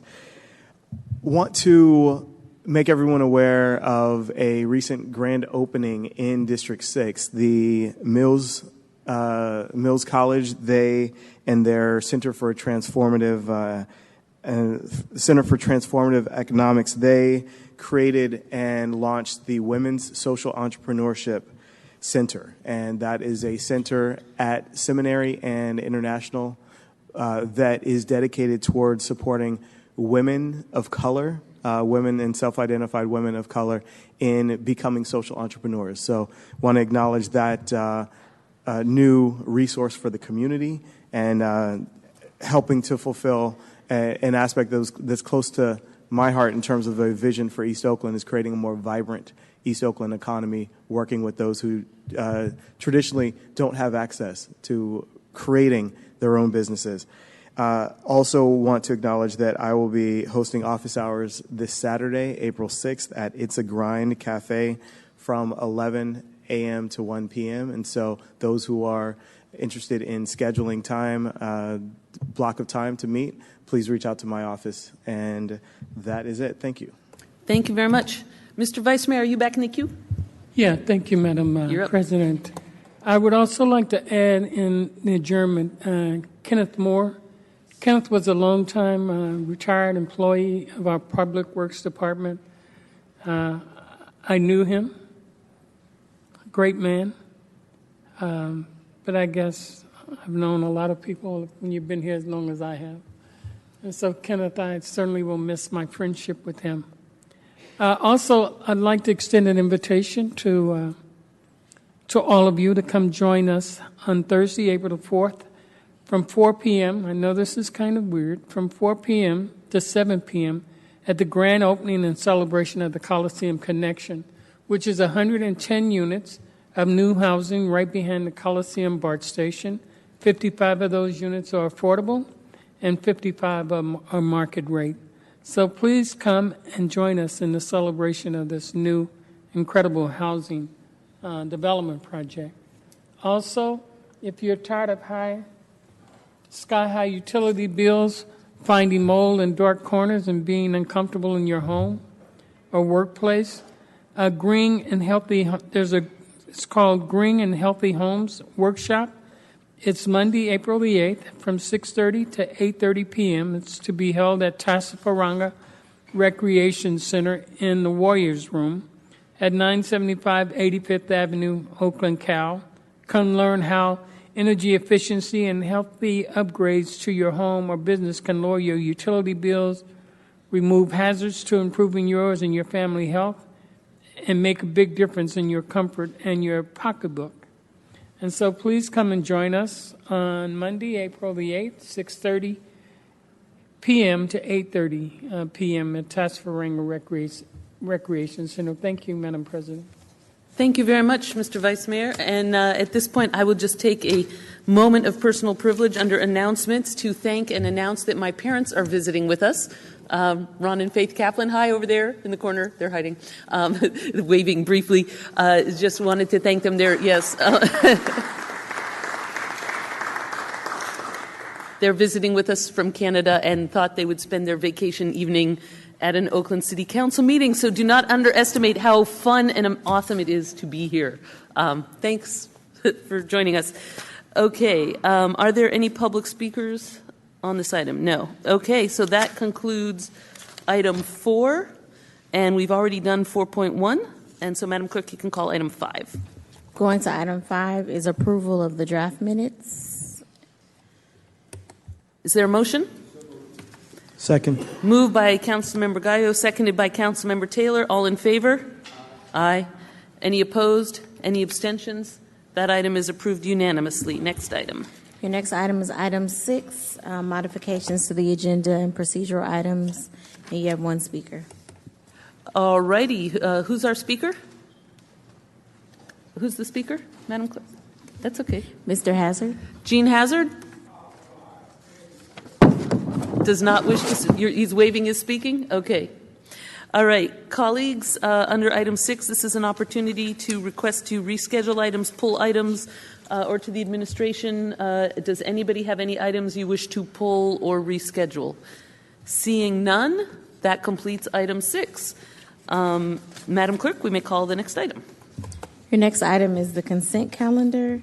You do have various speakers across the consent calendar. So we will now take the speakers on the consent calendar.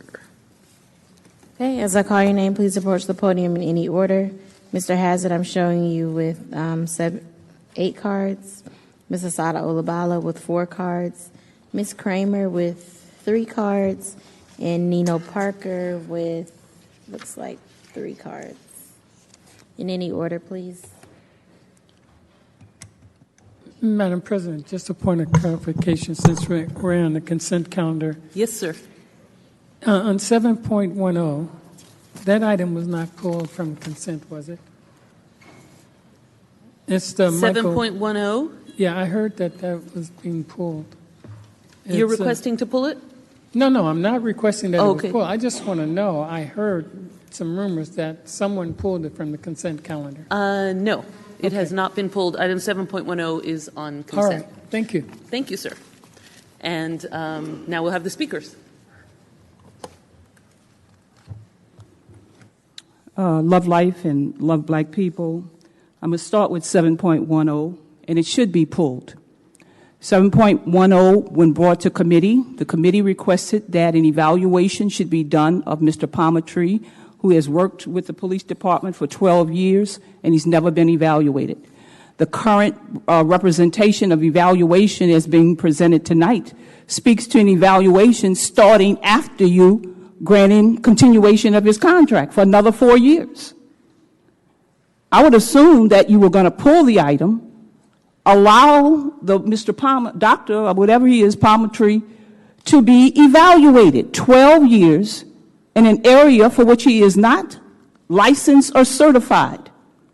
Now, one of the problems with this police department is that we have spent money on things that are not accurately being taken care of. And this is a prime example. You are setting forth an individual who started in 2007 with a contract for $50,000, not qualified. Then it went to $75,000, and tonight you're going to represent that he gets $100,000. He is only working 60 hours a month. That means he's only working 2 hours a day, and he's getting $100,000. He's a part-time employee. If you go back and look at anything that he's done, there's nothing to add to what has he done. There's nothing in the documentation. The only thing that they present in the presentation at Public Safety is that the police officers like him. They feel comfortable with him. And my question is this: are they comfortable with him because of his expertise and his qualification to do his work? Or are they comfortable with him because he allows them to stay on their jobs and not be identified as having stress and trauma disorders for which they will be forced to be retired or taken away from their jobs? This item should be pulled. This young man, who's 74, my age, going on 75, this young man is supposed to be able to do training on stress management, suicide prevention, anger management, stress debriefing, trauma intervention, substance abuse counseling, department-wide stress management, and a number of other areas for which we don't know if he is qualified. $100,000 for someone who has never been able to produce a document. Now, is he under the Claremont Employment Assistance Program? Are they evaluating him? We already have a free program. A lot of officers do not want to make claims with workman's comp under the stress-related issues because they're afraid that they're going to get fired. You have to pull this item. You have officers who are dysfunctional, who are not able to do their jobs because they are not being identified as having stress-related issues or trauma-related issues. You're not doing your job. And if you allow this gentleman to continue to work another 4 years with no evaluation, you're not doing your job. And you're putting those police officers at risk, and you're also putting the community at risk. And some of the things that have happened already are because Officer O'Brien, who had been involved in an investigation of killing his wife, wrote a letter, a suicide letter, saying that he had been suffering from post-traumatic stress syndrome. He had been drinking on the job. Who identified this? Nobody. And he committed suicide. So I don't know what you're doing tonight, but you are allowing the possibility of officers to continue to exist in this police department. Palmertree is not qualified. And you didn't address it in public safety the proper way, and you allowed it to come to consent instead of putting it on non-consent, instead of saying that we need to have an evaluation done of this individual before we proceed to give him $100,000 for 2 hours of work a day. Absolutely ridiculous. Incompetent. You're putting the community at risk when you allow things like this to go on. Along with that, when you look at certification, it was wrongly presented in that meeting that Palmertree having a marriage and family therapy was the right qualifications. That is not so. They have qualifications under psychological behavior and other areas of qualifications for which he doesn't meet the standard. And you don't take the chance to look at things in public safety, sir. And all of you in public safety allowed this to go on.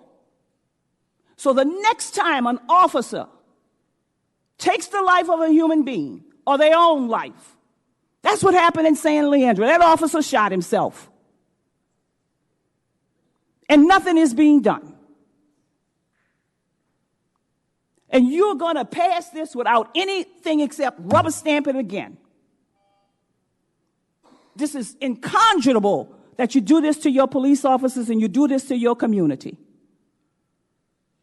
So Public Safety Committee members, somebody needs to step up right now and say something about this. And if you don't, something is wrong with this whole body that you're going to allow. And the next time something happens in this police department, I'm going to come back to this issue.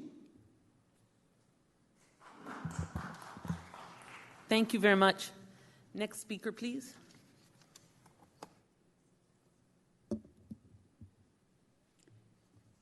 I guess I'm going to go to the same issue to begin with, 710. Police officers professionally are already trained to deal with diffusing violence of others or preventing it. And they are professionally trained to use judgment when choosing to use violence to control others as a last resort. You don't create that kind of safety environment by overworking officers because you misspent your money in other places. You use your police force wisely by doing things like ensuring the health, the housing, the work skills of your community. If you do that, policing becomes a very, very different kind of situation. And you don't have officers stressed out.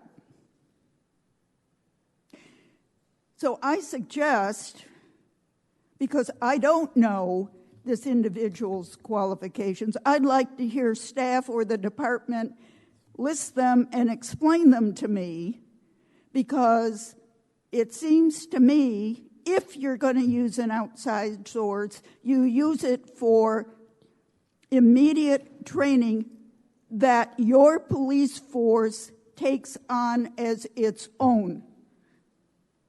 And it supervises itself internally. So there's no excuses and less opportunities for things going awry. That doesn't mean you still don't need a police commission as oversight. But the situation as far as the internal workings of the police force becomes clearer and safer. This $100,000 is totally misspent. I want to hear a reading of why this person is really employed. I still don't know. Okay. Item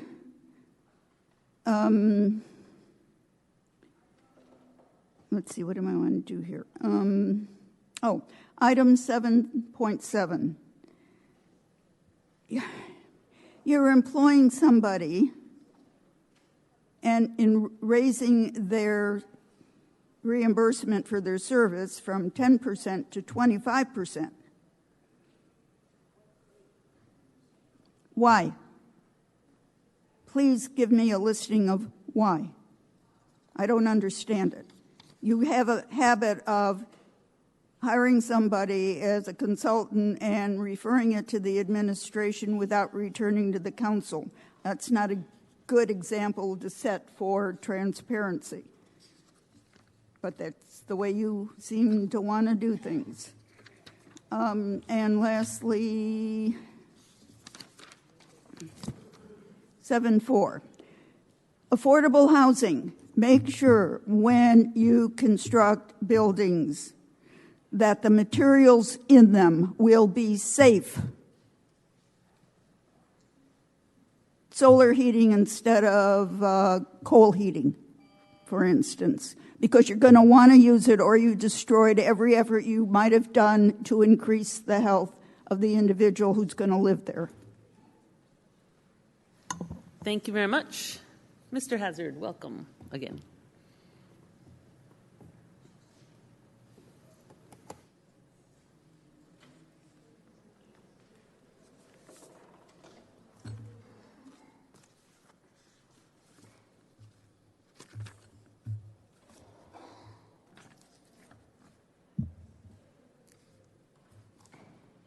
Before I get started, can I get a clarification?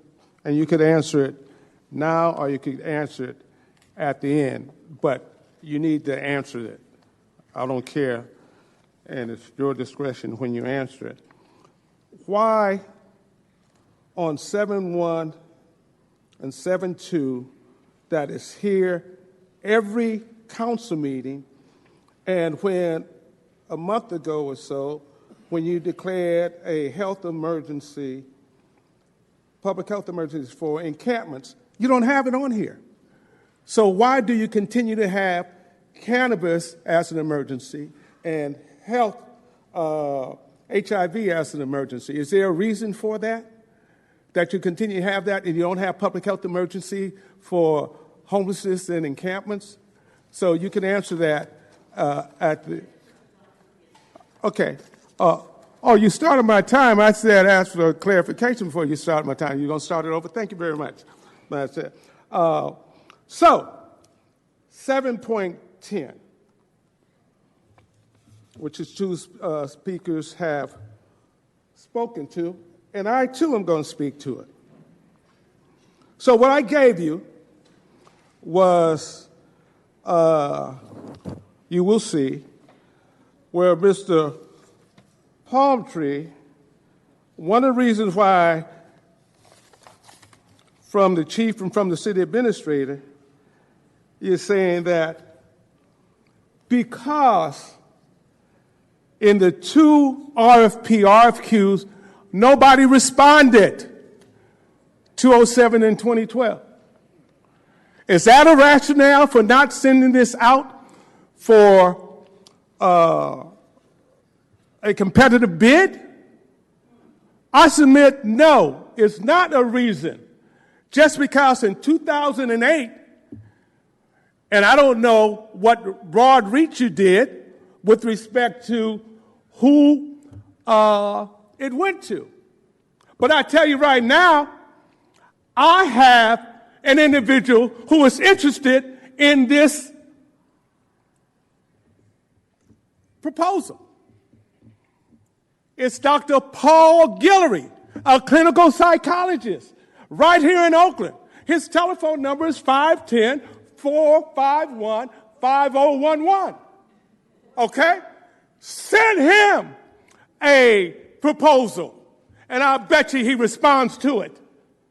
So it's specious for the chief and the city administrator to say because in 2008 and 2012, nobody responded with it. We're in a new paradigm. We got technology. So what happened in 2007 doesn't exist 10 years later. I have an applicant. So pull this item. So you can't say because nobody was interested. Because that's what you say right here. Does that make sense, Mr. Chair? Is it reasonable to pull the item and send it out? And if Mr. Guillory or Dr. Wise Allen doesn't respond to it, then if he's the only one, then fine. Don't worry about doing evaluation right now. Pull the item. Pull the item. And staff manipulated as though they didn't understand when it went to the Public Safety Committee to bring an evaluation for past work, not future work. And they had to put it in writing. They manipulate the language. I get tired of staff manipulating the language. They do it all the time, and you sit there and accept it. Pull the item. I gave you 2 applicants. Dr. Paul Guillory, 451-511. Matter of fact, that's the call I just got and went outside. Okay? Dr. Wise Allen, both clinical psychologists. So you have no reason for not pulling the item. You have no reason for not pulling the item. And if you do it, if you don't pull it, you're derelict in your responsibility. Because you can't, they said in the best interest. Want me to read it to you? Why they pulled the item?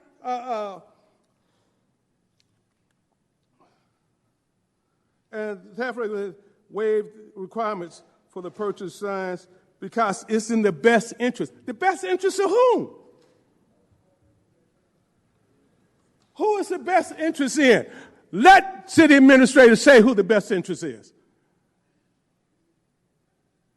Send this item out to competitive bidding. That's the most reasonable thing and the most logical thing you could do. Because you have no excuse. I got 2 candidates who are interested in the position. So you can't use this as a reason for approving it.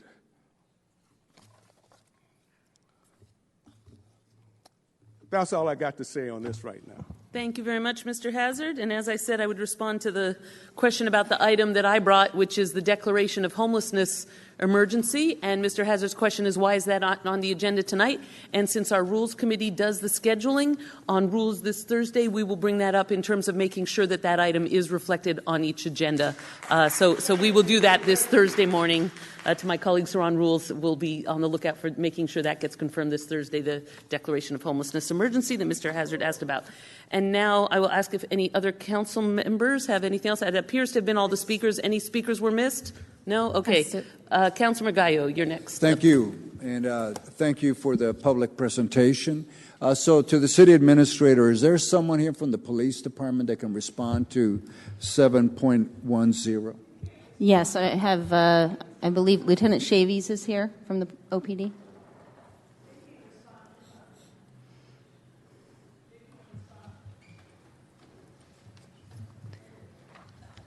Did you want him to address the questions on the evaluation? So it is 7.10, Fred, Officer Chavies, and it's on Michael Palmtree Professional Services contract. And so the way it's written here is written for an extension of 2 years. And so I want to hear, is there a, I mean, we're willing to look at it, maybe doing a year extension and have it sent back for evaluation or reconsider and send it back to public safety. But I need to hear from you in terms of the urgency to get this done. So the contract expires in June of 2019, June 30th, 2019.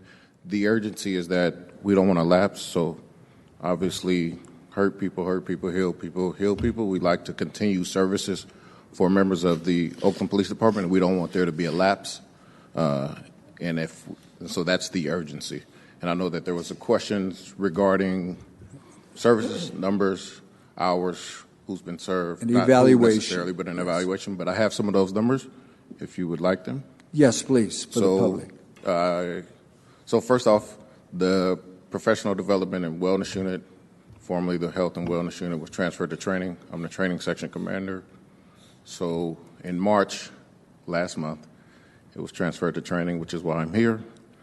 So I went back to 2014, the most current contract, and he has provided, in 2014, fiscal year 2014-15, Mr. Palmertree provided services to members of the Oakland Police Department, both sworn and professional staff. There were a variety of issues which he provided services. And there were 638 hours of service, 95 members served individually, meaning one-on-one counseling. There were 48 members served during critical incident debriefs. The critical incident debriefs deal with heinous vehicle accidents, well, really traumatic incidents, death or injury to young children, and incidents in which officers are experiencing vicarious trauma. And he also referred 35 members for services in 2014-2015 fiscal year. The critical incident debriefs expanded that year to deal with sudden infant deaths as well as violent deaths of children. In fiscal year 2015-16, there were 794 hours of service. 115 members, both sworn and professional, were served. 61 members were served during critical incident debriefs. There were 336 officers trained in CPT, as well as our academy classes that year. The overall usage rate increased by 18%, and the overall sworn member usage rate was 13.5%, and there were 33 members referred for services that year. July 1, 2016 to June 30, 2017, there were again 794 hours of service. 132 members were served individually. The number of members served individually increased by 13% from the previous year. There were 33 training sessions. 30 of those were through CPT, and 3 were academies that were ran that fiscal year. The usage rate among sworn members rose to 16%. Mr. Palmertree also referred 34 members for services. That same year, there were 12 critical incident debriefs in which 134 members were served. That includes both sworn, crime scene technicians, comm center dispatchers, and any other professional staff members that may have been affected by those specific critical incidents. In fiscal year 2017 to 2018, there were only 556 hours of service. There were 145 members served individually. That was again an increase of 14% from the previous year. There were 324 officers trained during CPT and academy classes that year. And the usage rate among sworn staff was 16%. That year, there were 8 critical incident debriefs.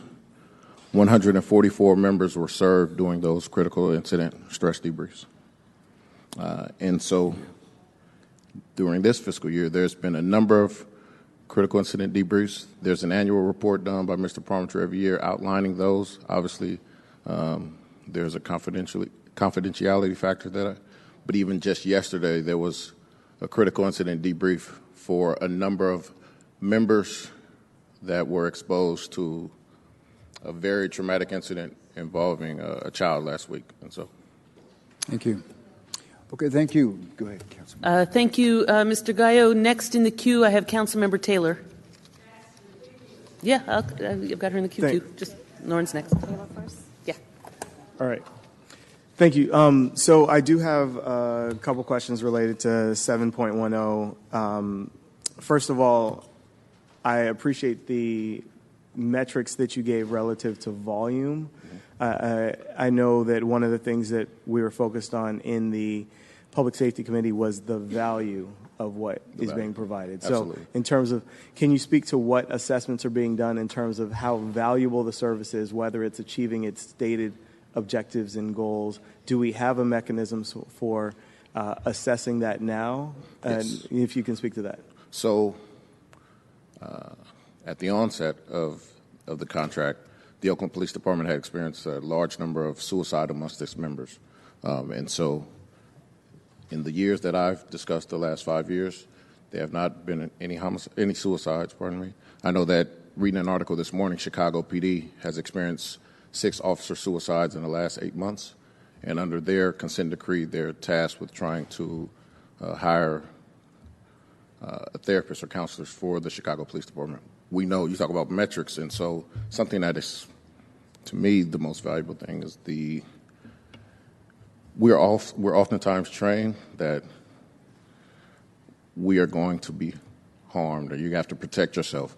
But Mr. Palmertree has been providing training for members to help them understand that they need to also protect themselves and that they can best serve the community if they're serving themselves. And so with regard to metrics and with regard to how valuable it's been, the fact that there's been an increase in folks understanding or getting over the stigma of accepting services or reaching out for services, and human beings have not been taking their lives, that is something that's a metric that is probably the highest for me, is the lack of suicides. So. Absolutely. So definitely appreciate that, and thank you for it. I am also, I anticipate that we will move towards a more, I would say, a few additional metrics as well. Okay. Assuming that we move forward with this or any other contract, that we will be identifying other ways in which we measure the performance, just like we do with any contractor, any service relationship that we have with the city, a way of evaluating and reporting back. I guess, as we look at this, I actually would like to modify what is here and put forth, put forth that given the timelines that I guess we do an extension for a year of the current contract, but based on the evaluation that I know that is being planned to be built in, we then sort of look at that and use that to inform a RFP process that then informs subsequent years. So that would be, I guess, my motion to amend this item on the consent calendar. Thank you very much, Councilmember Taylor. So just so we're all clear what's before us, and I'll call on Councilmember Bass, what's before us now is a suggestion that under 7.10 that we would change it to a 1-year contract so that we would have the opportunity before that year ends to then have the evaluation and make a new decision going forward beyond the 1 year. Great. Thank you. Councilmember Bass. Yes, I was actually also interested in making a motion, and my motion would be to send this back to the Public Safety Committee and to have this Public Safety Committee consider working with the administration to issue a new RFP that also does not include does not allow any lapse in service to our police officers. I would second that that's pretty much. Thank you very much. At this point, I will call on Madam City Administrator. Yes, thank you. Through the President, the contract actually expires on June 30th. So if the desire was to send it back to committee and do an RFP and get a new contract in place by July 1st, you would not have enough time. So, if I may suggest, we could combine these two statements. So Mr. Taylor suggested we do a 1-year extension. If we combine what you said with what you said, do a 1-year extension and send it back to Public Safety Committee to discuss the evaluation issues and the standards for subsequent years, so that this would just be in place for the 1 additional year, and then beyond that there would be the evaluation, and the Public Safety Committee could give direction as to the next steps. If I may, through the chair. Is that what I'm hearing in terms of what would meet these various needs? If that's Lauren's, Mr. Taylor's motion, then I would second that motion. Thank you. Councilmember Bass. Through the chair, a question for the administration. How long does an RFP process take, approximately, for something like this? I could say that. Yeah, that sounds fair. Through the president, it really does depend. But the RFP process can take anywhere from sometimes 6 months to 8 months just to go through the contracting process. But I just want to be realistic about how long it takes. Mm-hmm. Okay, so can we live with that? I mean, I know it's not perfect, but can we live with, we'll do 1 year and send it back to committee to do the RFP and the evaluation? Okay, so we have a motion by Councilmember Taylor, seconded by Vice Mayor Reed, to approve the entirety of the consent calendar with one amendment to item 7.10 to change that.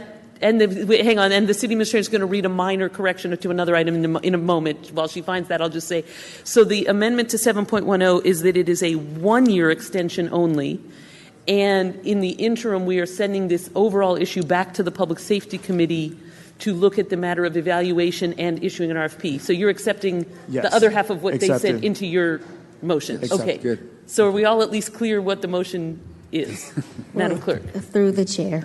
So is it going to be, are you accepting this item with the 1 year on the consent calendar and sending a different item to a new item to public safety? Okay. Yes, so it would be so this item would be approved, amended to be only 1 year, and a new item would go back to public safety to do the evaluation and then to do the new RFP. Is everybody clear at least on what it is? That's it. Okay. Madam Attorney. If I could just add the clarification that it would be staff bringing back a report and recommendations for an RFP process for this contract. And bringing back an evaluation of his work thus far. Okay. That would go back to Public Safety Committee. Okay. So, and at this time, will call on the city administrator to read into the record a minor correction on a different item. Madam Administrator? Madam, before just a second. Councilmember Gallo. Madam President, before that, I just want to recognize Officer Fred Chavis. I've knew him since all his high school years at Fremont High School. And him and his brother, they won the last Division I state basketball champion, not 3 or 4, Division I state championship in basketball. And they also won the Rose Bowl. He went to Washington State and won the football Rose Bowl football championship. So just a commend. Thank you, Councilmember Gallo, for that. And so at this time, I will turn to the administrator to read a minor correction to another item.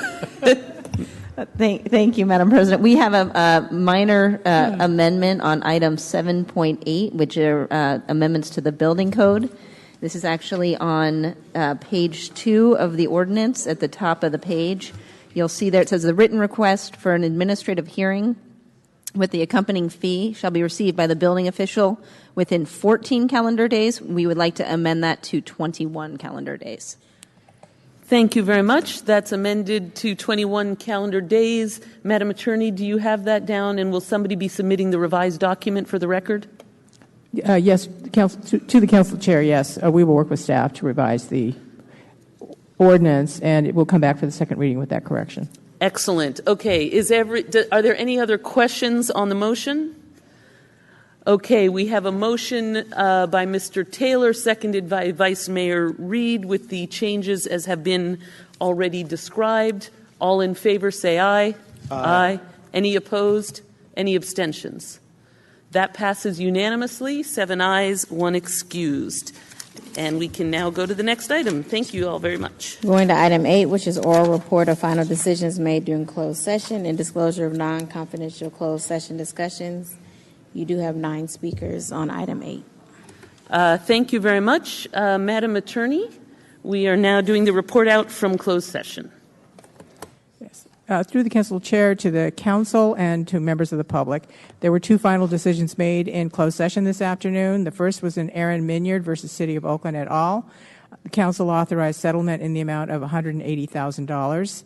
This case arose out of incidents occurring on February 15th, 2016, when Mr. Minyard, a bicyclist, was stopped at the intersection of 53rd Street and Market Street and was struck by an Oakland Police Department SUV driven by former Officer Terrell Smith in pursuit of a vehicle. Mr. Minyard suffered a broken leg, injuries to his hands and arms and knees, fractured bones in his face, and serious dental injuries. He was placed in a leg cast and then knee immobilizer and hinged brace, was in a wheelchair for several months, and he missed 3.5 months of work. His dental injuries required multiple treatments, including root canals of his upper 2 front teeth, and he will need crowns or implants in the future. Mr. Minyard sued the city seeking reimbursement of his current and future medical expenses, lost wages, damage to his bicycle and eyeglasses, and pain and suffering. This settlement will resolve all claims in this matter. The motion to approve was made by Councilmember Reed and seconded by Councilmember Gallo. Councilmember McElhaney was absent, and this motion was approved by the remaining 7 members of the council. In the second item, this was the council passed the following motion in closed session, directing the city administrator not to collect first-year Measure AA taxes, and directing the city administrator to submit a validation ordinance for the taxes, and directing the city attorney to file a validation action for the taxes, and to schedule a motion for the April 16th council open meeting to publicly confirm this action. Motion to approve was made by Councilmember Kalb and seconded by Councilmember Gallo. Again, Councilmember McElhaney was excused, and the motion was approved by the remaining 7 members of the council. And that's it. Very much. Now we'll have the public speakers for this item. As I call your name, please approach the podium in any order. Please state your name for the record before beginning. Mr. Hazard, Helen Hutchinson, Gail Wallace, Ms. Asada Olubala, Kenitra Love, Ayudele Zinga, Elena Serrano, Mary Burgeon, and Jean Katz. For the record, Jean Hatz, just on that last little charade you just pulled, staff always come to you at an urgency. They knew this contract was coming up in January. They could have come back to you then rather than saying it's an urgency because of the expiration of that contract in June. This is the trade, and the staff continues to do that, and you allow them to do that. For any contract that comes before this body, 6 months before the expiration, you need to have a policy where they come before you. Because this is a bunch of crap. They could extend that contract by a month to month. It didn't have to be a year. That's a bunch of crap. With respect to AA that you didn't deal with, Measure AA. Again, that was not an initiative. It was a mayor-sponsored action. But the bottom line, you, in your action on December 14th, decertified what the city, the county administrator did. Your best move is to rescind December 14th, because you can't go to court on this. Because the court, you will lose. You got to go out and get $50,000 to pay outside counsel on a losing thing. But the other thing, you suppress the will of the voter.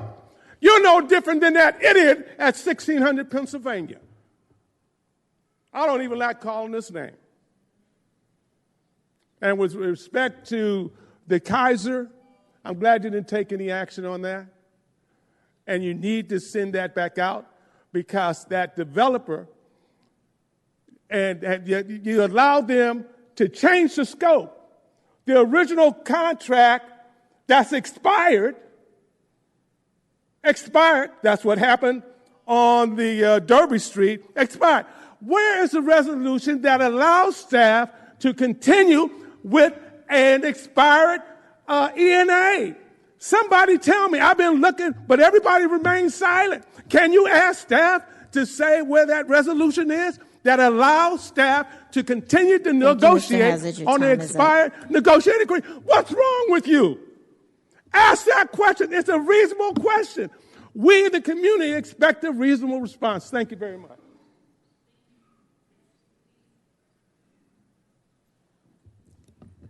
Mary Bergen, speaking for the League of Women Voters. In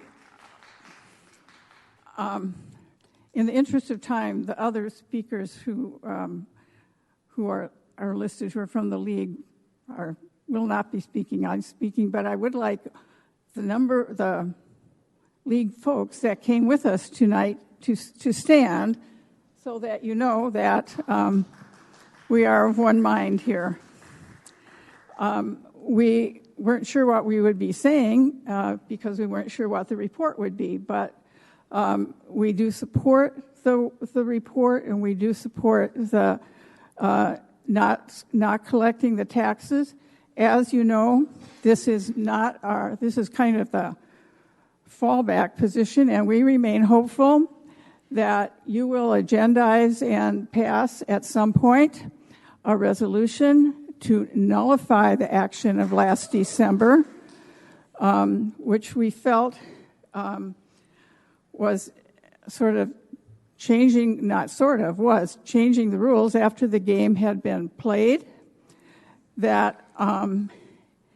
And that, moreover, it was really done the way that it came before the council was with a terrible lack of really good notice and transparency. And we feel that that action really undermined public confidence in city government. And we are quite dedicated to building confidence in city government. So we feel that you undermined that confidence with your action on December 14th, and we hope that we will be back before the council to support a resolution to nullify that action. Thank you. Thank you. And I really want to thank the League of Women Voters for all of your incredible work over the years. I know you work on a great many topics as well, protecting our democracy. So thank you for that. And just for anybody who may have missed the specific point, on the council meeting of Tuesday, April 16th, is when the item that the attorney mentioned about not collecting the tax in the interim while this legal issue is dealt with, that will be coming for a public vote on Tuesday, April 16th. Next speaker, please. Welcome. Good evening. Hello, my name is Kenitra Love, and I just want to say that I'm glad that the City Council did not take any action on the Orton deal, and I would like to see the rest of my Can you pull the mic up? We can't hear you. Do I need to say everything I just said again? I would like to thank the City Council for not taking any action on the Orton proposal, and I would like to cede the rest of my time to Dr. Ayodele Nzinga.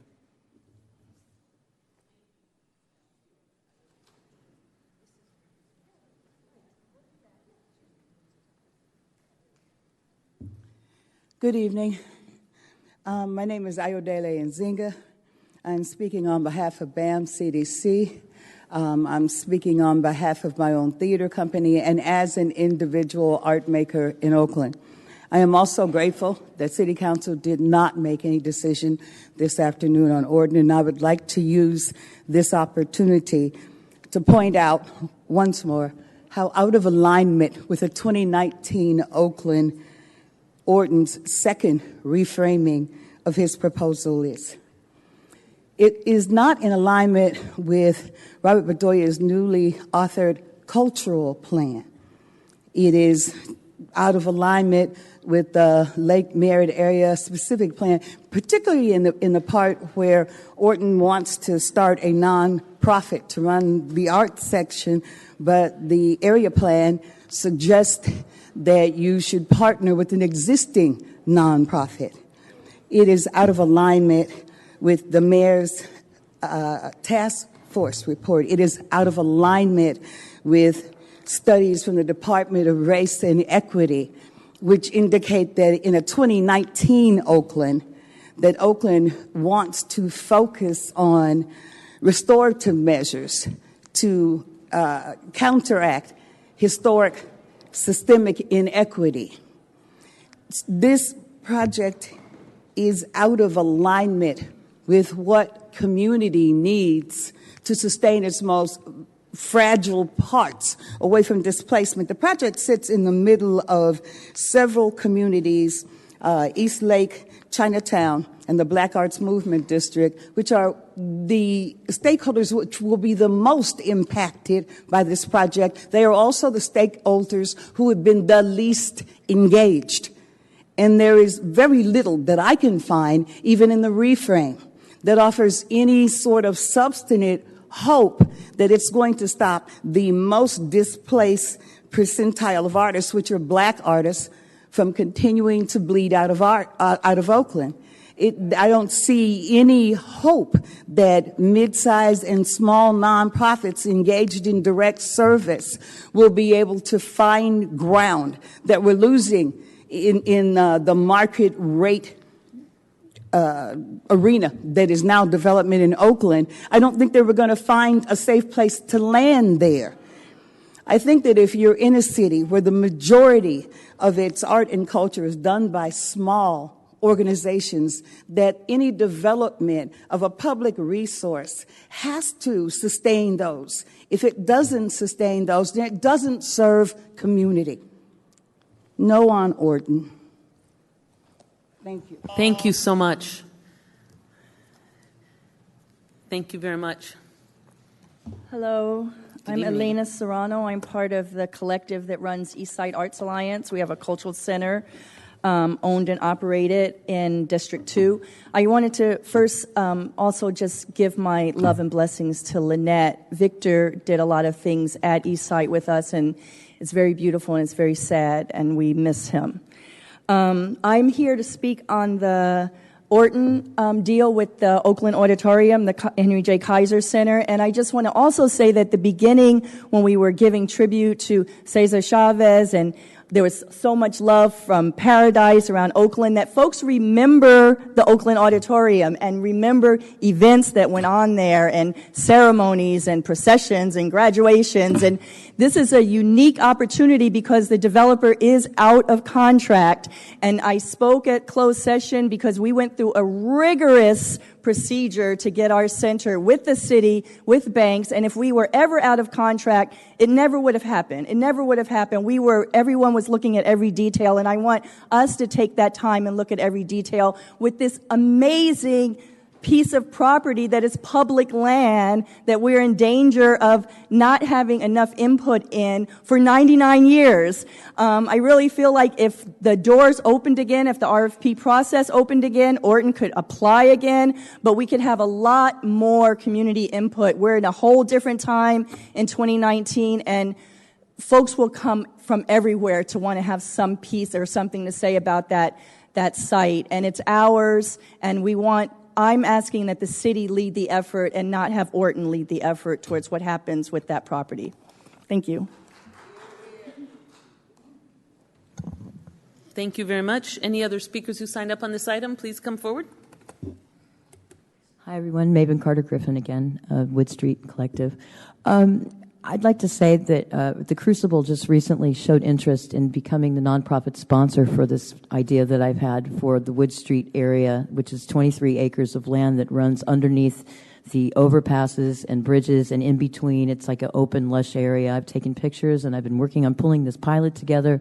The idea is that tiny houses are industry and innovative practice in creating things for that, a stimulation of arts, black arts, and women-supported things. Vitalizing the community at large is huge. And also that there's a culture of people that live displaced and have and will probably for a very long time. But they have very creative ideas, and their life is their own, and they use their time through recycling and talking about ideas in Old Oakland. They've inspired me to come up with this idea, and I'm hoping very much that in coming days that you'll give me a way to contact you or talk about implementing this and working with the groups that I've got. And thank you for listening. Thank you very much. Looking forward to hearing from you, too. Thanks a lot. Next speaker, please.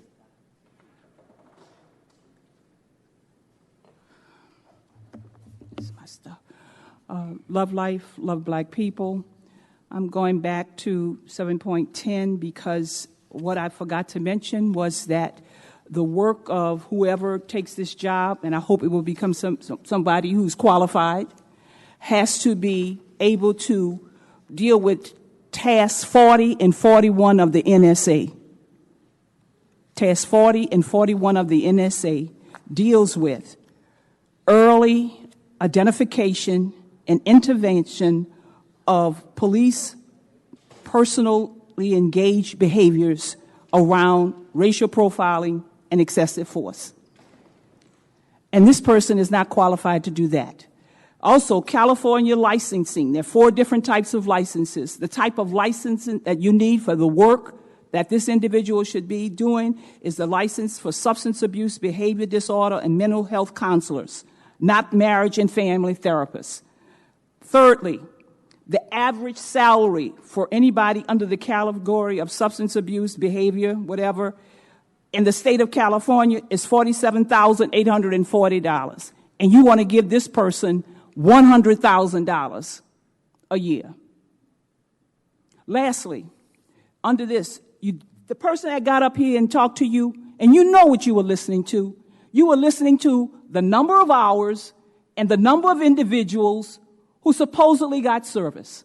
You did not hear how many people were involved in assessments, evaluation, development of programs. You did not hear anything about anything that was done related to distress, stress, suicide, violence, abuse, trauma. None of that. You had nothing to go forward with. Thank you, Councilmember, for trying to do something that was substance. But you satisfied with putting this man back on the job for another year and let something happen to an officer. You claim you care about your police officers? You don't when you say for one more year, this uncertified, unqualified, unevaluated person can stay on the job. My time's up. It's ridiculous. Thank you very much. Was anybody else signed up to speak on this item? This is item 8, the report out of closed session. I believe that concludes the public speakers on the item. Council members, are there any questions on the item or is there a motion? It's moved by Councilmember Gallo, seconded by Councilmember Tao. All in favor? Aye. Aye. Any opposed? Any abstentions? That passes by a vote of 7 ayes, 1 excused. And we can call the next item, please. 6 is to item 9, which is your public hearing. So going to item 9.1 is your standard public hearings. Accepting one of the 3 options to accept, continue, or overrule reports from the city administrator on costs incurred by the city of Oakland for delinquent business taxes and authorizing the recordation of liens with administrative and assessment charges as necessary pursuant to Chapter 5.04 of the Oakland Municipal Code, and directing the notice of lien assessments charges be turned over to the county tax collector. And there are no speakers on this item. Okay, this is 9.1, delinquent business taxes. Council members, are there any questions or is there a motion? 9.1 or different one? I only have 9.1 per speaker for 9.2. We have 9.2, which is the next one. Okay. Colleagues? Mr. Move Vice to Mayor? close the public hearing. Okay, we have a motion to close the public hearing by Vice Mayor Reed, seconded by Councilmember Gallo, and by the same motion, are you moving Yes. the item? And is that option 1 that you are moving? Yes. Okay, so we have a motion by Vice Mayor Reed, seconded by Councilmember Gallo, for option 1, accepting and confirming regarding the delinquent business taxes. And so, as this is a public hearing, I believe this requires a roll call vote. On the roll call, Councilmember Bass. Aye. Councilmember Gallo. Aye. Councilmember Cobb. Aye. Councilmember McElhaney's excused. Councilmember Reed, or Aye. Vice Mayor Reed. Councilmember Taylor. Aye. Tao. Aye. And President Kaplan. Motion is approved with 7 ayes, 1 excuse, Gibson McElhaney. Going to item 9.2 is a conduct a public hearing, accepting, continuing, or overruling protests and objections, and accepting and confirming reports of the city administrator for delinquent trash service fees with administrative and special assessment charges as necessary pursuant to Chapter 8.28 of the Oakland Municipal Code, and directing the notice of special assessment charges be turned over to the county tax collector for collection of the periods monthly October, November, and December 2018, and quarterly January through March 2019. And you do have 1 speaker. All right, let's call the speaker, please. Ms. Asada Olubala. And I believe Nino Parker. Well, I'm going to exercise the discretion to decide that Nino Parker. Oh, okay. Your card was for 9.3, but you want to speak on this one? Mr. Parker, you're welcome to. And the other one was Asada? Asada, are you speaking on this item, ma'am? Yes. All right.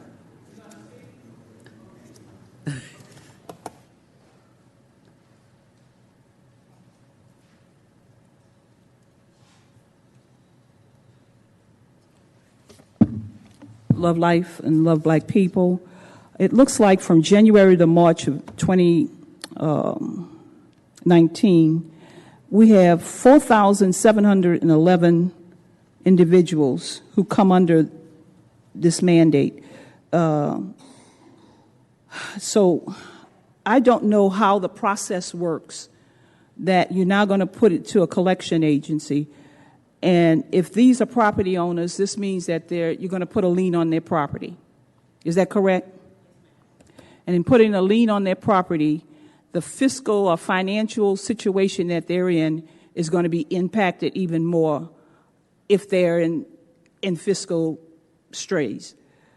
And why are we collecting money for waste management? Is this it? Who had the brilliant idea of putting that in a contract? Why are we, PG&E collects his own money. Why are we doing this? Why is when does the contract end so we can take this out? Can there be some collective agreement that we don't need to be doing this? So that's one issue. The other thing is you send out written notices. Are these notices registered, certified notices that go out? Because anybody can say, I didn't get it. I didn't get the notice. So if somebody says I didn't get the notice, you still hold them accountable if they didn't get the notice? Can I get an answer, please? No, I don't want it when I'm finished. Answer me now. Do you still hold them accountable if they don't get the notice? Okay, we will take the questions. If they say they didn't get the notice. Okay, so is there somebody who's here to answer questions on the delinquent garbage fees? And so the two questions we had are, why is it the city rather than the garbage company that does this process? And what happens if somebody did not receive the notice, and are the notices sent? They don't get it. Or if they say they don't receive it, and are the notices sent registered? So those are the questions. Thank you. So the first question I can answer, I did not negotiate the contract that was approved by council, so that would probably But the point is, we're doing this way because the contract says so. Yes, we are doing this because the contract says Thank so. you. The second question is, no, we do not send them certified. That would be an inordinate amount of staff time to handwrite all certifications. However, we work very, very diligently to ensure that people are helped when they come to us and that they say they haven't received the notice. We verify mailing addresses. We send it to the address of record at the county. And we are always willing to work with anybody who feels that they were not properly noticed prior to it getting to this level. We hold hearings ad nauseum. Thank you. Thank you very much. Okay, Mr. Parker?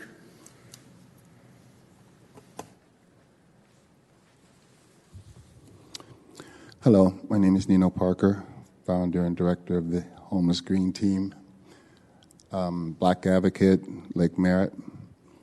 I'd like to say, Lynette, you're in my prayers. That's the first thing I was thinking of.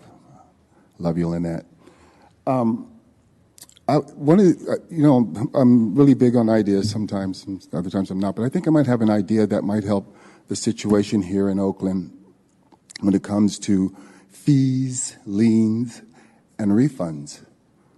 I was just wondering, maybe I've seen in the past, like when you come to a federal government refund, if you want to give $1 to the Veterans Administration, you can sign up and give $1 to the veterans. But how about if you could give like $1 to the homeless? Or how about in some of your fees, or different things that you have, programs, delinquent taxes. Maybe some of that money can be directed to the homeless and help and go into a fund for that and help you alleviate your situation of not having enough funding. So what I'm looking at is or thinking about is different things different fees that you guys have, taking $1 of those fees and putting it towards the homeless. If you were to do that, you could probably get a lot of money generated to the homeless. If they were to do that on a nationwide level, and everybody that got a tax return put in $1, that's millions and millions of dollars. But I'm just hoping maybe Oakland, we can figure out something, some way we can get some of these fees, liens, and stuff to get that money to go directly to the homeless community. Thank you. Thank you very much. That concludes the public comments. I don't know if any other council members have questions, but I have one. On page 4 of the report, it lists how many such accounts we're dealing with for October, November, December of 2018, and then January through March of 2019. And if you look at this chart on the top of page 4, it looks like at the last 3 months of 2018, there were under 300 such accounts, and in the first 3 months of 2019, there were 15 times as many, 4,700. So is the chart wrong? Am I misunderstanding what's in the chart? Or did the number of delinquencies go up 15 times between last fall and this spring? Hi. So you are misunderstanding the chart. We have two types of bills that happen. We have bills that happen on a monthly basis to those particular accounts. And sorry, I can't recall if they are our single-family homes or if there are multifamily homes. And then the quarterly bills go to the other set of businesses, either the multifamily or the opposite of what I'm not recalling off the top of my head. So that is the differential you are seeing. Okay, but there's not a quarterly list for the October through December 2018 There's not a quarterly list. number. Right there, and there's not a monthly number for January to March, right? So I understand that certain business accounts are billed monthly and that standard residential single-family accounts are billed quarterly, and there's more of those. But October to November, we're given only the monthlies, and then January through March, we're given only the quarterly. Correct. And then when we come back to you again, we will have January, February, March for the monthlies, and we will have the next set of quarterlies. Oh, so that's just going to be in a separate report? It's just a delay in data, yes. Uh-huh. Okay, so it's not that it went up, it's just that's a different category. Correct. Okay, and do we know how we are doing on the collecting when we send these out? Do we know what % of the money we actually get when we do this process through the county? I do not have an exact number, but since it is leaned on the tax bill, if you pay everybody who's paying their property tax bill does settle up their garbage bill at the same time. Okay. Thank you very much. Are there any further questions and or a motion, colleagues? Move to close the public hearing. Second. And then move the item with the same motion, Madam President.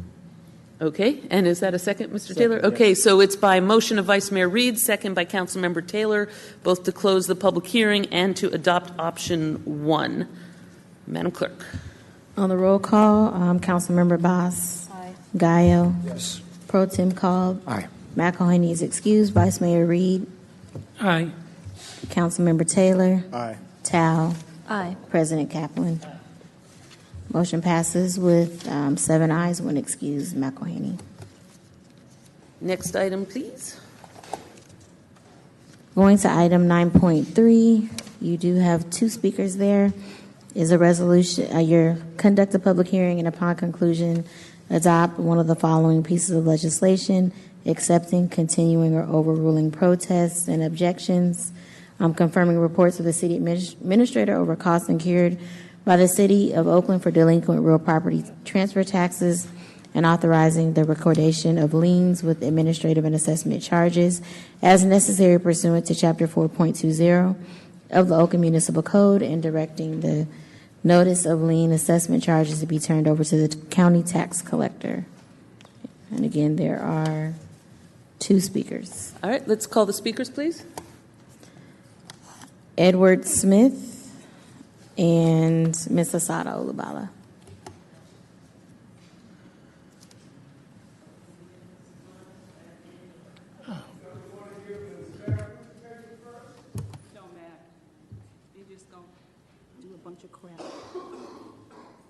love life, and love black people. Now, the officer that was here did not tell you how many stress trauma reports where he recommended not fit for duty. Not fit for duty. Officers who are under stress or trauma will be capable of being identified as not fit for duty. That has never been discussed. How many? Also, how many officers have applied for stress claims under workman's comp? That wasn't discussed. But y'all went ahead and approved it. You have had no detailed discussion on the depthness of trauma and stress that police officers have been involved with in this city. I should have known better, because you allow them in that administrative building that can collapse any time because it's seismically unfit and you won't do anything for your officers. Here's a Sato Olabala, always coming, having problems about police officers, but I will never allow any human being to be in a situation that puts them at a disadvantage or puts their life at risk. But you'll do it. You'll do it. I can't do nothing else tonight, because I keep thinking about these officers that you have allowed to be at risk. And we spend over 60-something% of the budget on fire and police officers. And you're willing to put their lives at risk. How many officers have committed suicide in this department in the last 5 years? How many officers have been identified that they are not fit for duty by their supervisors?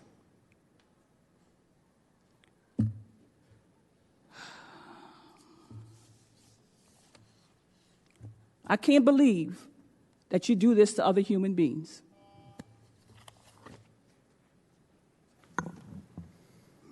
Thank you. Mr. Parker.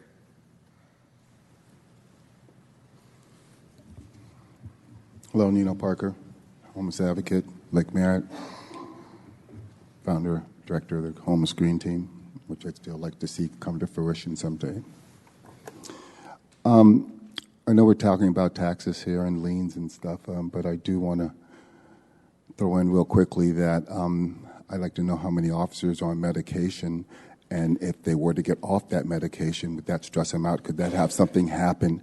This is important. These are some very important questions. How many of our police officers have to be on meds to do their job?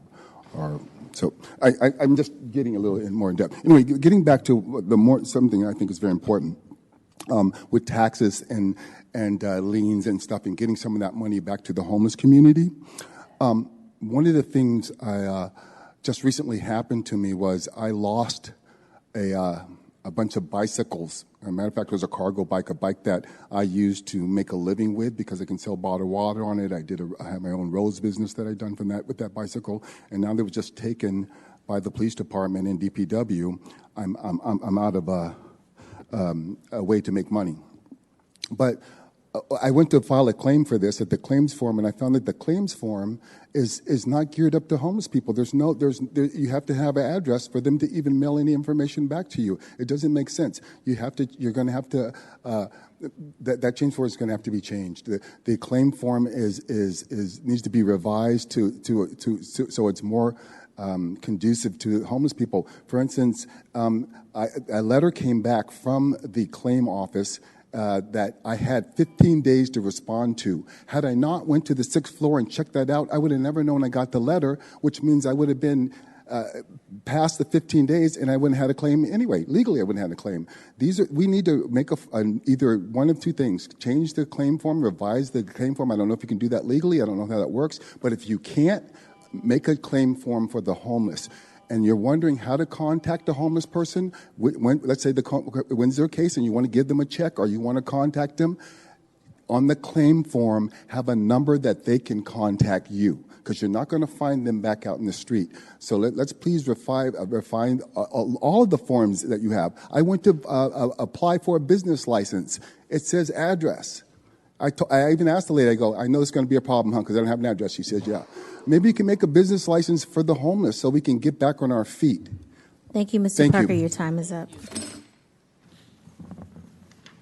Thank you very much. I'll just ask our staff to take down those two requests. I recognize they're not on the agenda tonight, but I would just ask us to note them for future discussion because I think they're valuable points, both about when a homeless person fills out a claim form, how they list contact without an address, and somebody seeking a business license, how they can do that without an address. We'll note that for future follow-up. Thank you. And now back to the item on the agenda. Mr. Reed. Can I just ask a question? I know it's not on the agenda. Bring it. So if someone's still an unsheltered resident, bike on the city park, then are we responsible for it? Because the same thing would apply that if you're driving down the streets and hit some of these really terrible potholes. I don't remember us ever taking one of those claims and reimbursing individuals for the damage. Now, the city attorney's office can correct me. I'm just well. Certainly, I'm just I would trying be to happy understand. to defer this item till we can research it and to let the attorney could you? respond. It's my recollection in the past we've only done claims when it was city personnel who either destroyed or broke or took an item. But regardless of what situation it is, I think the question is just what contact info does someone put on the claim form? That's a separate question of which claims do or don't get granted. No, I understand. I don't know.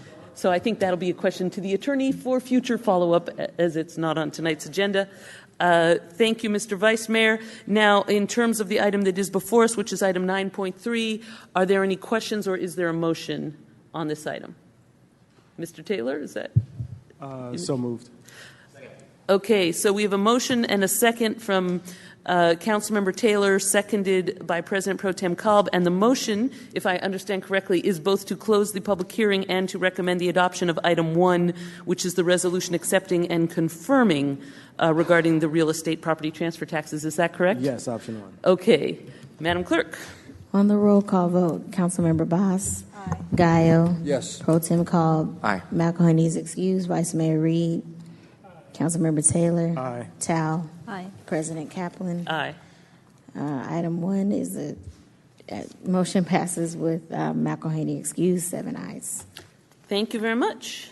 And now we can call the next item. Going to item 11, adopt an ordinance amending the salary schedule of ordinance number 12187 to increase the salary of the city auditor, and you have 7 speakers. All right. Thank you very much. And do we have a staff member to give a brief report? Okay, so we'll have the staff report first, then we'll take the public speakers. Thank you. Thank you, President Kaplan, members of the City Council, Ian Appleyard, Human Resources Director. I have an update to the salary ordinance to present to you today for the city attorney. City attorney's salary, I'm sorry, not city attorney, city auditor's salary is controlled by City Charter Section 403, which prescribes a formula. We survey cities that are close in population to the city of Oakland, 3 above and 3 below. Those cities include Fresno, Sacramento, Long Beach, Bakersfield, and Anaheim, and Santa Ana. When we surveyed those, we found that the position fit in that formula between 70 and 90% of that average compensation. The city auditor's position has not received an increase since 2006. The staff report says 2015, but it's actually 2006 when it was set at $145,000. The city auditor does not get the regular wage increases that the rest of staff do through negotiations or through their unrepresented increases, other salary ordinances. So the recommendation in front of you today is to increase the amount up to $181,203 for the annual salary, and I'm happy to take any questions. Thank you very much. Let's call the public speakers. Mimi Rohr, Greg McConnell, Bruce Nye, Ms. Asada Olubala, what's the name is on here? C.J. Hirschfield, Nino Parker, Gene Move the Hazard. item, Madam President. after the speakers. Sorry, Mr. Vice Mayor? Did you wish to? Oh, after? After you hear the speakers, I'd just like to move the item. Okay. It should Thank not you, be sir. contentious. Thank you. Speakers, please. Thank you, President Kaplan, members of the council, staff, and guests. I'm CJ Hirschfield. I'm a resident of District 3. To me, it just doesn't seem right that when a woman gets the same job previously held by a man and the pay drops by $25,000 and it remains that way for 12 years without a cost of living increase, I think our city auditor is doing the good work. She's doing the important work in a way that really reflects well on our city. So I think it's time for an increase. Thank you.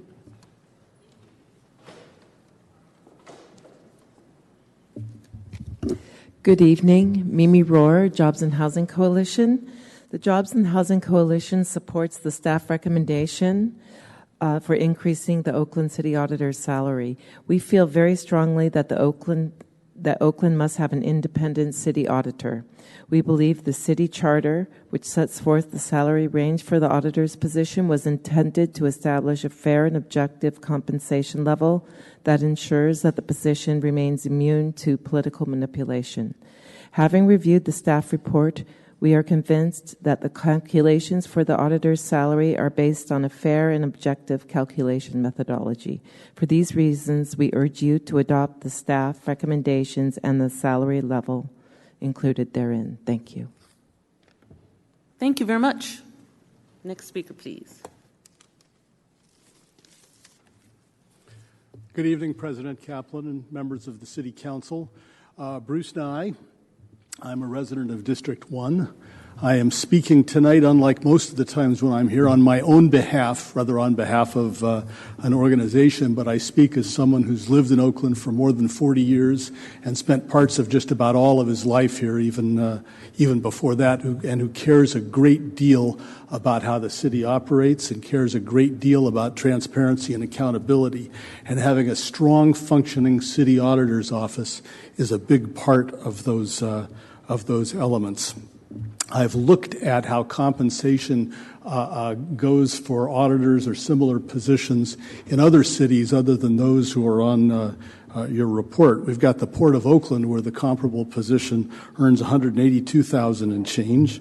We've got the city of Palo Alto with a vast population of 67,000 and a salary for its city auditor of $195,000.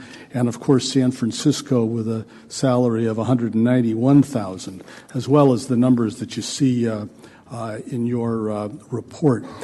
To me, using the city charter's 90% standard, looking overall at how city auditors are compensated, makes a lot of sense. It acknowledges the importance of the position. The increase that we're talking about here in terms of overall cost is really minimal compared to just about everything else I've ever spoken on before City Council. I came out up to 0.00023%. or something like that. We have many employees, including electeds and others in Oakland, who make far more than the amount of money that we're talking about. If I sat on the other side of the dais where some of you are, I'd be thinking to myself, well, wait a minute, what about me? That's for another time, as you well know, and something that we can't deal with this way. It's the right thing to do. I strongly urge the council to adopt this recommendation. Thank you.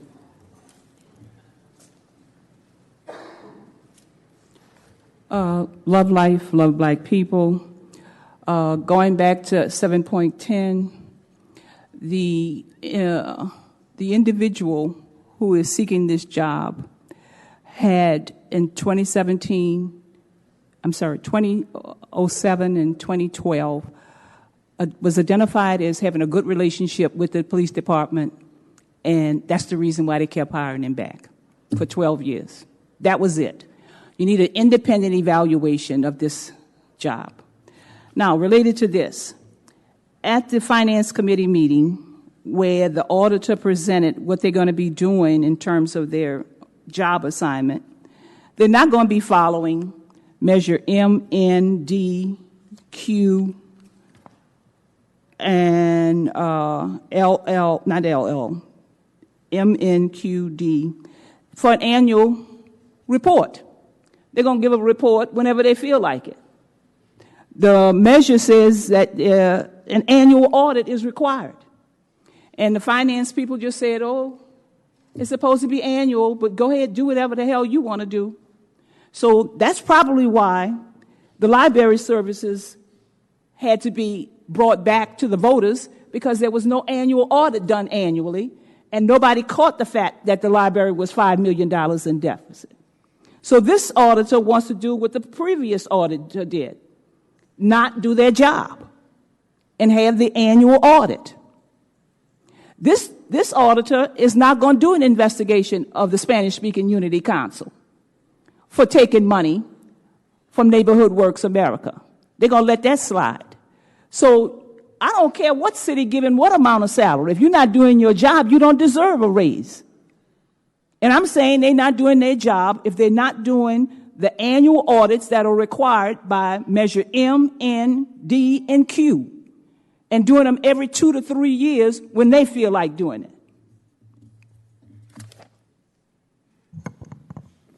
Thank you very much. Mr. Hazard, good evening again. For the record, Gene Hazard. You know, this has nothing to do with gender. For those of you who don't know, Norma Lau was the city auditor. After Norma Lau, Roland Smith. After Roland Smith, Courtney Ruby. After Courtney Ruby, Brenda Roberts. And now back to Courtney Ruby. So don't put a gender characterization of man up. Know your institutional history. Now, there's a formula. Adhere to that formula. And, you know, when this whole compaction started with the city auditor and the police chief, she went from $125,000 to almost $300,000. And then the city auditor comes back, oh, HR said, oh, there's compaction. She needs to get more.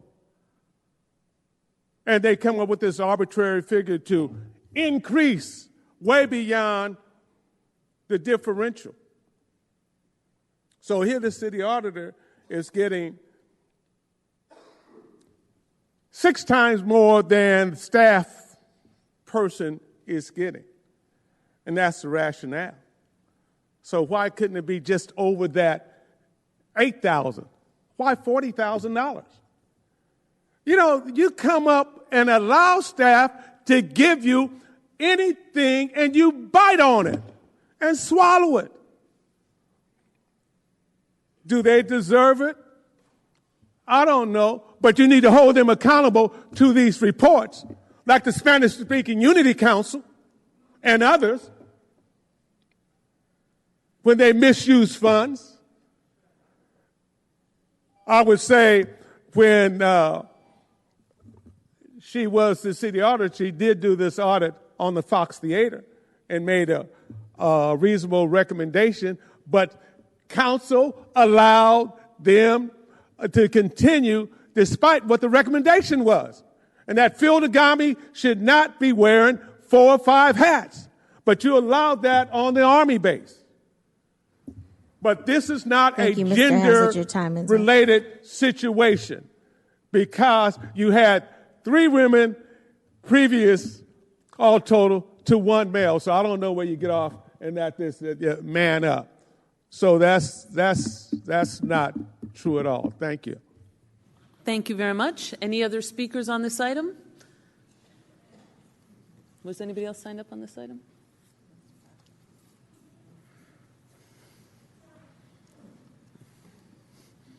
Mr. Parker, are you speaking on this item?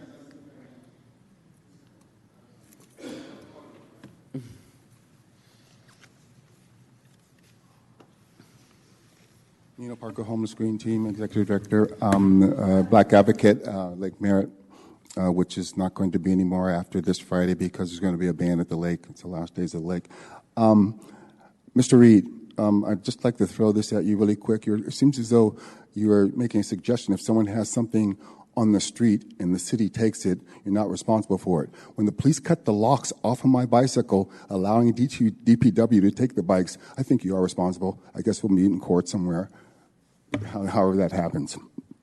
As for auditing, as far as I'm concerned, with the way money is in this town, not being checked and looked at, especially in the nonprofit world, I want this lady to get all the money you can give her, because one day I want her to help me find out where these nonprofit dollars are going to some of these nonprofits that aren't kicking it back to the homeless. You put a mission statement out there for the homeless, and you go out there and you give away some bottled water and some peanut butter and jelly sandwiches for a couple of weeks, and then you go out and you get a $50,000 in the name of homelessness for your mission statement. That's got to stop. There's too much money out there, millions of dollars out there paying for people's rent, gentrifying. I know some people that bring in their relative from another county, and then they get to live in Oakland because they're getting paid from some nonprofit dollars that are supposed to be destined for the homeless.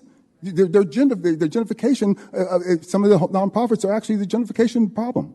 So let's make sure that, let's get this money, all the money to this lady, because there's a lot of people that need to be checked in this town. Thank you very much. Okay, that concludes the public speakers. Mr. Vice Mayor Reed made a motion to approve the recommendation, seconded by Councilmember Tao. All in favor? Aye. Aye. Any opposed? Any abstentions?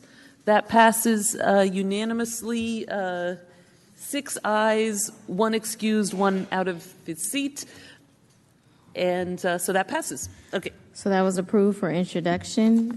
Final passage will be April 16th. Going to item 12, receive an information report on all purchases and contracts authorized by the city administrator or designee within the city administrator's contract authority during fiscal year 2017-18 in accordance with the Oakland Municipal Code. And you have 2 speakers. Thank you very much. We'll start with the report. Good morning, President Kaplan, council members. Stephen Walsh, Assistant Controller. I'm here to provide you with an accounting of contracts approved under the City Administrator's authority during the fiscal year ended June 30th, 2018.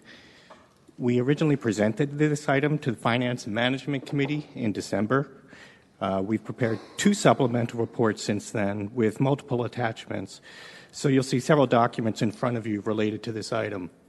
The February 21st supplemental report is intended to replace the original December report, and the March 29th supplemental report responds to requests for additional information, specifically on service contracts over $100,000, and also on police contracts with Dr. Jennifer Eberhardt.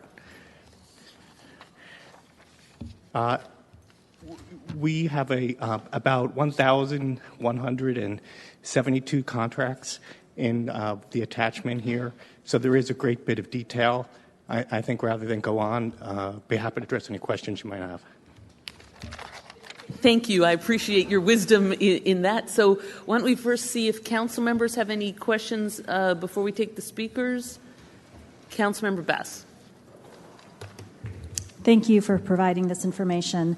I do have a question in terms of whether you look at whether this work could be performed by staff versus contractors. I noticed there was an amount of $119,000 for the period July 17 through June 2018 to support our animal shelter and spaying and neutering cats and dogs. And I had an opportunity to visit, I think it was in February, and I know that they're severely understaffed, and this was also the period before our vet resigned. So I'm just curious, in that case, was there a determination in regards to contracting that out versus potentially hiring a staff person to join our animal shelter? You know, I think in most of these cases, and we have 18 of those service contracts over 100,000, the departments have elected to go on this course typically because they didn't feel they had the capacity to provide those services. Now, whether that could be changed in the future is another question. I think we'd probably want to discuss it with the contracting departments, which are listed alongside each of these contracts.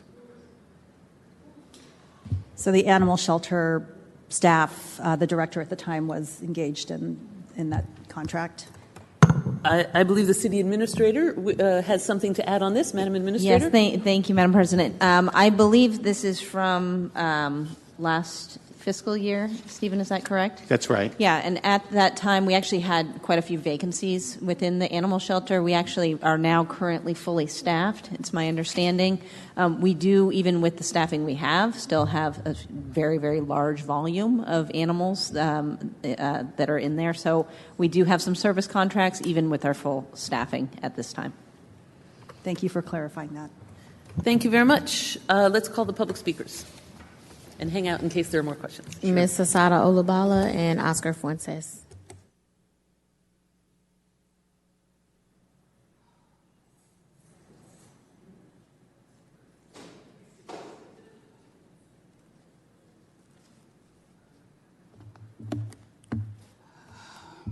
On December the 4th, 2018, this should have been done properly.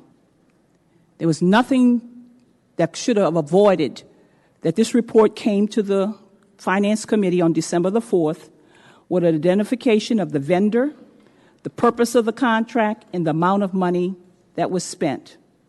That's it. But they only had the vendor and the amount of money and not the purpose for each contract. Let's take Everhart. There's still some confusion. The Everhart contract in 2017-28, city administrator gave $194 plus dollars. Then on the report that was March the 5th, you have Everhart getting $76,281. But it's not in any other document on the 4th of December, but it is on March the 5th. What is the confusion about the Everhart contract? That you don't give all of the information. Okay. Then I spent some time today looking at the contracts over $100,000. So the document that's the supplement, they have some of the over $100,000 contracts and some they don't have. And I'm not going to go into detail, but I have them all here in my little notes. You are deceptively not presenting everything as requested. Request was every contract over $100,000 should have been presented in the document supplement, and it wasn't. What is the problem?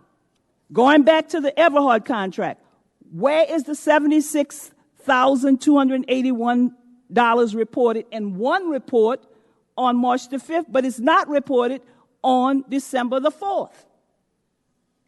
I'm going to just stick with that. Can you say something?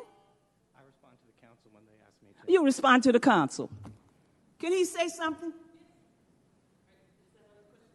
No, I got a whole bunch of questions. Y'all have a whole lot of stuff that wasn't reported over $100,000. Did any council member prepare to ask why that's not happening, that you're not getting every documented report of over $100,000? Or are we just going to talk about the animal shelter? If you want to state any other questions, I'll ask him to follow up when you're complete. No, darling. Don't follow up because it's just a bunch of crap. That's what it is. And you're going to rubber stamp that too. The city administrator has spent over $15.1 million, and after you approve it tonight, there will be no clarity on each item that was spent and what purpose it was spent for and the amount. Supplemental documents that you have on the 29th and the 2nd, they're not the same. Thank you very much. So just to refer a couple questions. First, I think my first question is to the... Oh, are you speaking on this item? Yeah. Welcome. So you can just add a question. Go for it. Yes. Add a question to that. Bring it. If Ms. Asada doesn't mind. So on attachment B, which is the spreadsheet that has the contract services, Motorola is down there for $429,000, which again is already over $250,000.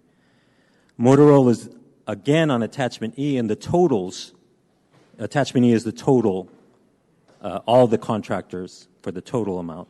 They're there for $761,000. But in the breakout tables that talk about the contractors who were over $250,000, Motorola's not on there.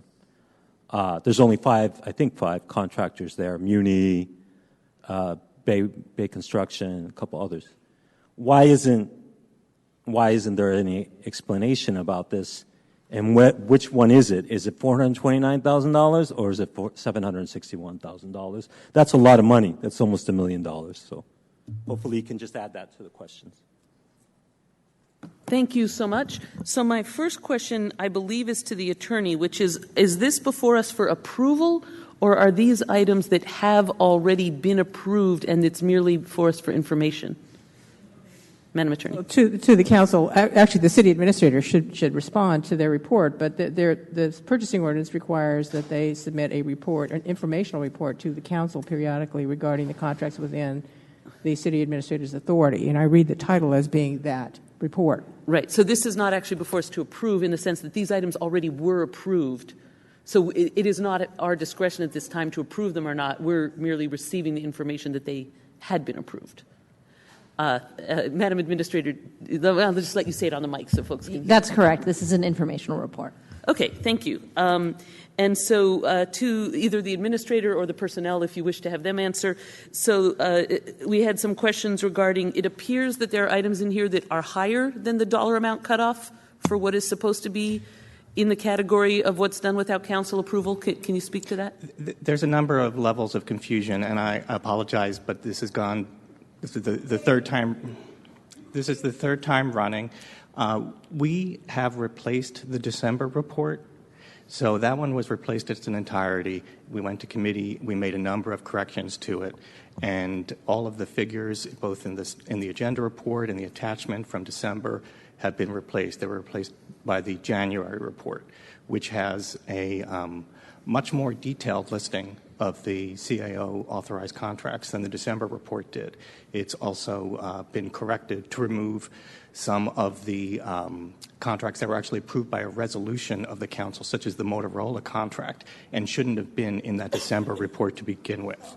You'll notice that those are no longer in the January report. The January report does point in the body, I think it's on page 3 of the January staff report, of 5 vendors who did receive multiple contracts that in combination totaled more than $250,000. But that is permissible under Oakland Municipal Code 2.04.020, which is the subject of this report, really. The municipal code allows for the city administrator to approve single transactions of up to $250,000. So if a contractor were to win one construction project, win another construction project in the same fiscal year, you could see a total there that would exceed $250,000. Thank you so much. And then the other question is, what are the tasks covered by the Eberhardt contract here? The Eberhardt contract is a special category of contract. The Eberhardt contract is actually not done under the authority of Oakland Municipal Code 2.04.020. It was actually done under the authority of council resolutions. There were 4 contracts, and we went back to, I think, 2013 or 2014 and covered the separate contracts, and we list them there as attachment B of the most recent report. The first 3 contracts were approved under a resolution that allowed for expedited purchasing of goods and services related to the negotiated settlement agreement. It was adopted by your council in 2013, I believe. The 4th contract came to the council in July of 2018, and it was to increase the amount for the Eberhardt contract, which still remained under the negotiated settlement agreement. But because it exceeded $250,000, it came to your council because that was over the CIO's traditional authorized limit and what was included in the prior reso. So that was approved by a separate reso of your council. All 4 of the Eberhardt contracts were approved by council resolution, and arguably none of them should be addressed under the report required under OMC 2.04.020. Now, we did have one payment against one of those contracts that slipped into the report because the Eberhardt contract, as I mentioned, is in a unusual relative our normal way of doing contracting. It had all of these particular special resolutions. So that 79,000 shouldn't have been in there, and probably there shouldn't have been any reference to the Eberhard contracts in the CAO authorized contracts because they had different authorities than the CAO authorized under 2.04. And so one last question on the Eberhard matter, since it did come up and it was in the report and people have been asking about it both tonight and elsewhere. Probably this would be to the administrator to answer, but I'm not sure who you want to have answer, which is when would we next get a report to council or to the public about Eberhard's work? Because I think that's really what the questions are getting to, is sort of what is she doing? And so is there an intention that there would be some sort of public report back through council on her work? I believe that Deputy Chief Armstrong is here. I don't know if he could address that. Laron Armstrong, Deputy Chief of Police. Regarding the Dr. Eberhard contract, we can provide another report if the council so wishes. So we can definitely provide a progress report to the federal court, which we submitted last month and will be in federal court tomorrow as a result. But we are prepared if the council requests an additional report regarding the work that we've done with Dr. Eberhard. I think that would be great. Maybe we can check in, colleagues, about what's the right date and when to have that come. But I do think, given how important this work is, that we should schedule some sort of report back so both us and the public can hear back about how that work is progressing and what's been happening with it. No problem, ma'am. Okay. Thank you so much. Move the item, Madam President. Thank you very much. Second. It's been moved by Vice Mayor Reed, seconded by Councilmember Taylor. All in favor, say aye. Aye. Any opposed? Any abstentions? Okay, that passes with a vote of 7 ayes, 1 excused. Next item. Going to item 13, an ordinance amending ordinance number 13497 to increase the rent adjustment program service fee from $68 per unit to $101 per unit. Thank you very much. Welcome, good evening, and we will start with the staff report. Michelle Bird, Housing Community Development. Through the chair, I would like to request that if we could take both items 13 and 14 together since they are related. Great, we'll do that. We'll just let the clerk officially call 14 as well, and then we'll have you proceed with the combined report. Taking item 13 and 14 together, now reading item 14. Receive the annual report of the rent adjustment program for fiscal years 2014 through 15, 15 through 16, and 16 through 17, and 17 through 18. And combined, I have 10 speakers on this item. All right, thank you very much. Back to you. Thank you. Before you, we have a request to increase the rent adjustment fee from $68 to $101. If you recall, back in 2016 when we brought to you the master fee request to increase the fee to $100, and it was the pleasure of the council to make the fee at $68. I did put a caveat that based upon what you approve, it would only allow us to remain at status quo, and that at some point in time in the future, given the fact that we were in a housing crisis, that we would come back before you requesting to increase that fee. And so here we are at this point in time. I just want to put an emphasis on the fact that as we're looking at increasing the fee, it's more about in changing the way in which we do business within the rent adjustment program. We're looking at a systems change, and in order to do that systems change, we need to increase the number of staffing. We have been fortunate enough to bring on Shanae Franklin Minor from the city of Berkeley, who was previously within that department, and she has come on and done an analysis of our of the unit and made some key changes and recommendations. And one of the things that we're looking at is making system changes and moving more towards an active enforcement instead of a passive enforcement that we have here in the city of Oakland. And so I would like to bring Shanae up to give you some information as to how we're moving forward to making the changes within the unit.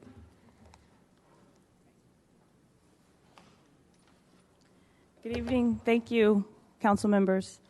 I'm excited to speak to you today on how to create the rent program that you have all envisioned. It's clear that the voters and the council all want to expand the depth and reach of our enforcement capabilities. Similarly, both landlords and tenants are demanding increased efficiency, better service, and help navigating the ever-changing rental housing laws in Oakland. The only way to meet this increasing demand and better serve all Oakland citizens is to increase the fee. Staff recommends today that you separate the decision of what's needed from who pays. What we're asking you to decide today is what is needed for us to have an adequately funded, fully staffed, efficient, and effective rent program. Once the fee is adopted, the council has until December to decide who pays. In the fee report, we've outlined how to accomplish your vision. With the proposed fee increase, we could reduce the processing and wait time for hearings, increase public outreach and customer service, create a robust enforcement division. Strong rent control and eviction protections are key components to anti-displacement policy.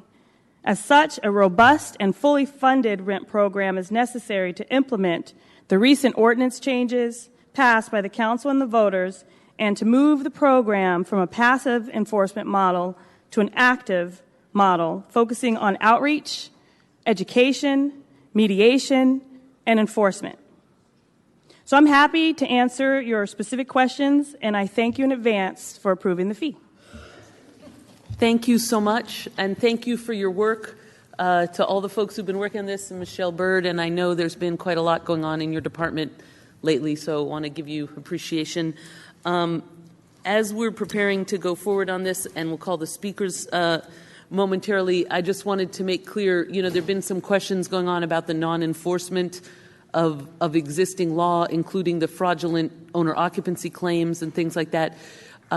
So if this were approved, would that change?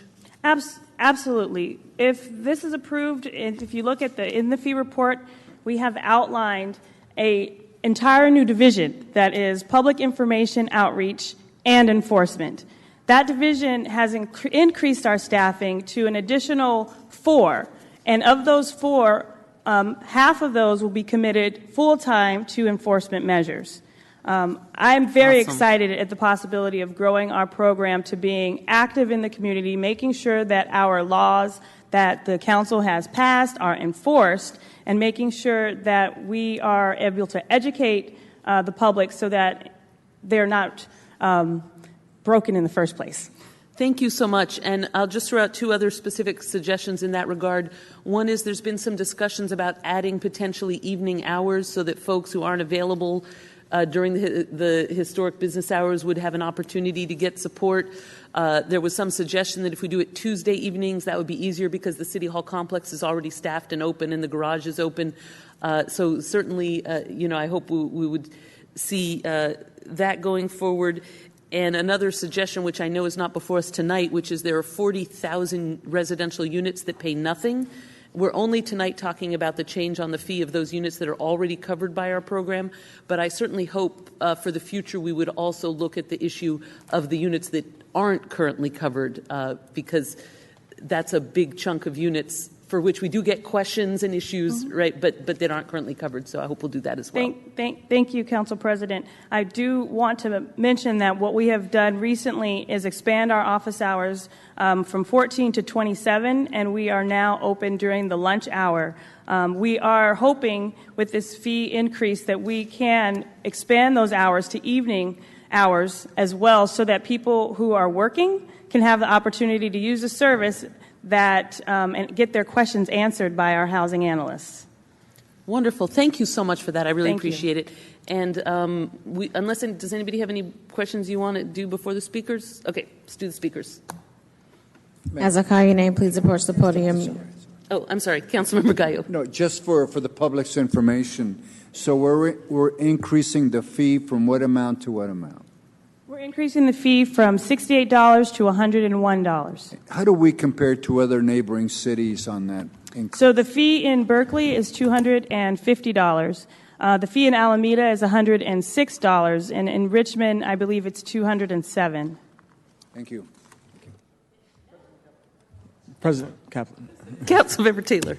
Yes. One of the things that came up when we debriefed earlier was the concept of we got into this situation because we established a fee that was flat, as opposed to one that increases because we know our costs for running the program are going to increase.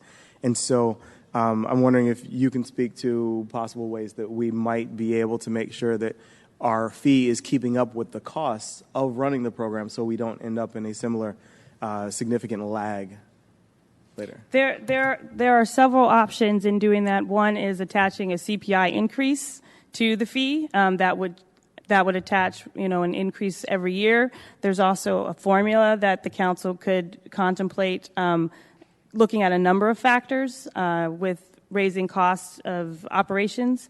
But it certainly is something that, as a base level, 101 is where we're at now, and I think that we absolutely have some time to discuss where we want to how we want to create the fee so that we don't have to keep revisiting it every year. I think that's a great recommendation. Thanks. Okay. Thank you very much. Now we'll have the speakers. Stephanie Adratkas, Janet Corbin, James Van, Kiran Shenoy, Jill Broadhurst, Camille Zamora, and Leah Simon Weisberg. I have you for item 13 and 14.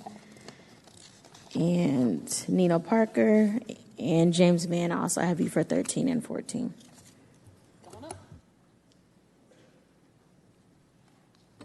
Thank you. I'm Stephanie Adraktis. I own a duplex in Oakland.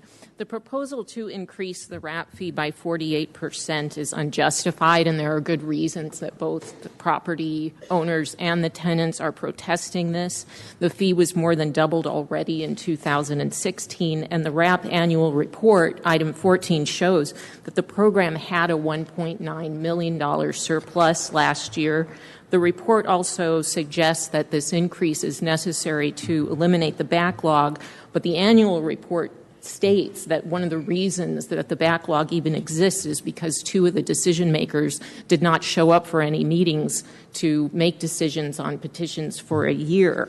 So it had nothing to do with a lack of resources or staff or funding. The annual report also shows that eviction notices are down 43% since 2014, and it shows a 43% 3% decrease, as well as all petitions being down 19% over the same period. It shows a decrease in tenant petitions concerning rent increases, down 41% since 2014. So these numbers don't suggest that there is a need to increase the fee because the workload of the rent adjustment program has been greatly reduced. There's also was a suggestion at the committee meeting that the reason this fee needs to go up is to provide informational services to small property owners, but the only line item for that is $50,000 for doing outreach to educate small property owners, while the increase in the fee would result in a $2.6 million increase to the budget. So it's just not plausible that that's the reason to increase the fee. Looking at the report, the staff line item shows about $5 million to increase staff, some of those staff being non-RAP employees. Thank you.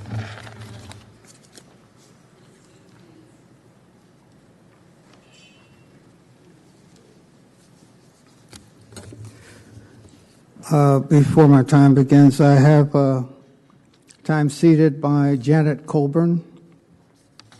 Is Janet present? Yes. Thank you. James Van, Oakland Tenants Union. First, please don't combine 13 and 14. 14 is just a report to be accepted. 14, is a report just to be accepted. But 13 is a real issue that this council needs to grapple with. So please separate those two things. The report is going to be accepted. We don't have a problem with that. It's 4 years overdue, but now it's finally come forward. We're glad it's come forward, so the report will be accepted. Oakland Tenants Union does not oppose increases in the rent fee if they're warranted. This increase, though, is premature. So we would ask the council, even if you're you decide to sort of go along with it, that you delay it. Just table it for a while because it's too premature. The new manager of the rent program, we're very excited. We've met with her. We like the ideas that she espouses and the kinds of programs she'd like to bring forward. But she's been on the job 4 months. And in the 4 months' time, she's asking to take what is generally a $3.5 million program and turn it into one that's almost $10 million overnight. The program presently has a $1.94 million excess for this year alone. For last year, it was $1.13 million excess.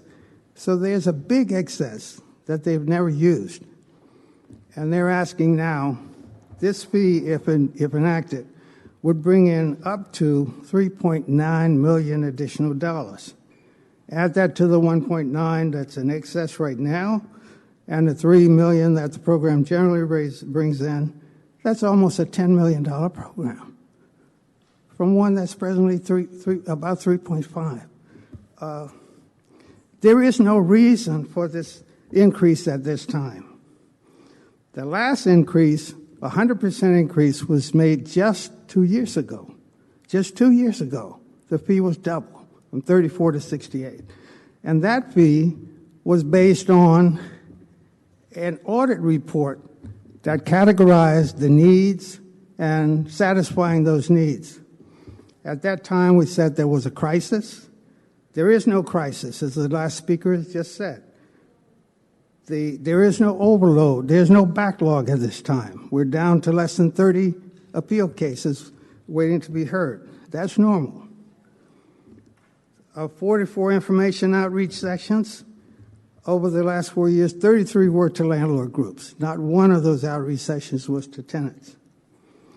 Oakland has a rent arbitration program, not a rent control program.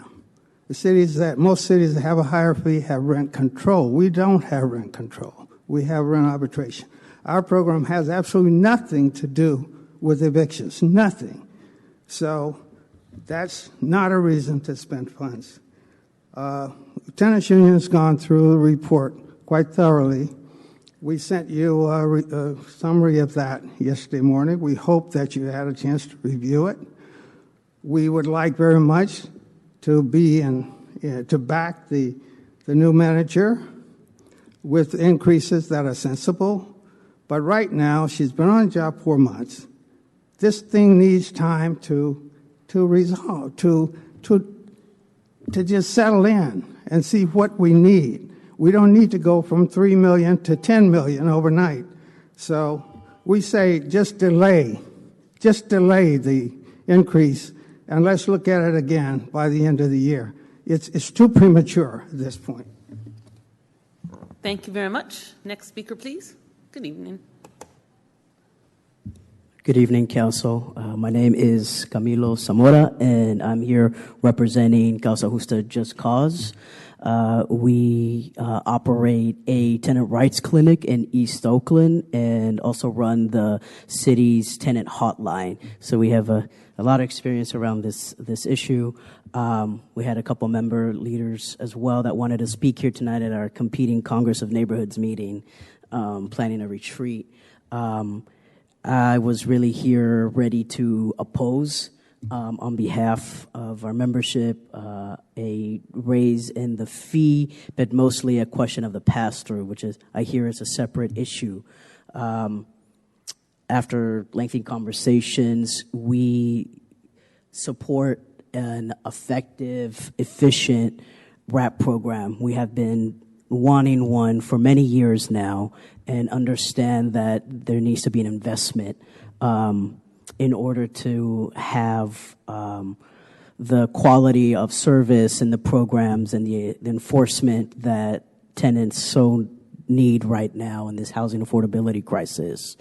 So we are here in good faith, want to see those fee increased used in a very positive way, want to have an efficient, again, effective and accountable program, However, I really urge you all to really think about the pass-throughs and asking you all to commit to thinking about a pass-through that will not fall on the shoulders of the most vulnerable tenants in Oakland during this housing affordability crisis. I think that was really important in terms of our membership and understanding and supporting the fee increase. So I know that's another vote, but really urge you all to think about that in advance as well.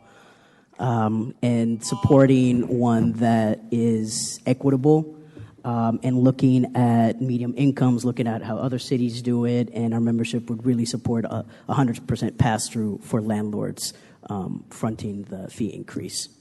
Thank you. Thank you very much. Next speaker, please. Good evening. My name is Leah Salmon-Weisberg, and I am the directing attorney of the Tenant Rights Program at Centro Legal de la Raza. I'm here to support the increase in the fee. I'm also speaking on behalf and expressing their support, ACE Action, APEN, Save for DOIS Spaces, the JDW Tenant Association, East Bay Community Law Center, and Eviction Defense Center. Having active enforcement is the most critical thing that the council can do right now, and obviously having the fee is absolutely necessary. You've just spent the last 2 years passing really important protections for tenants, and now we need the matching enforcement mechanism.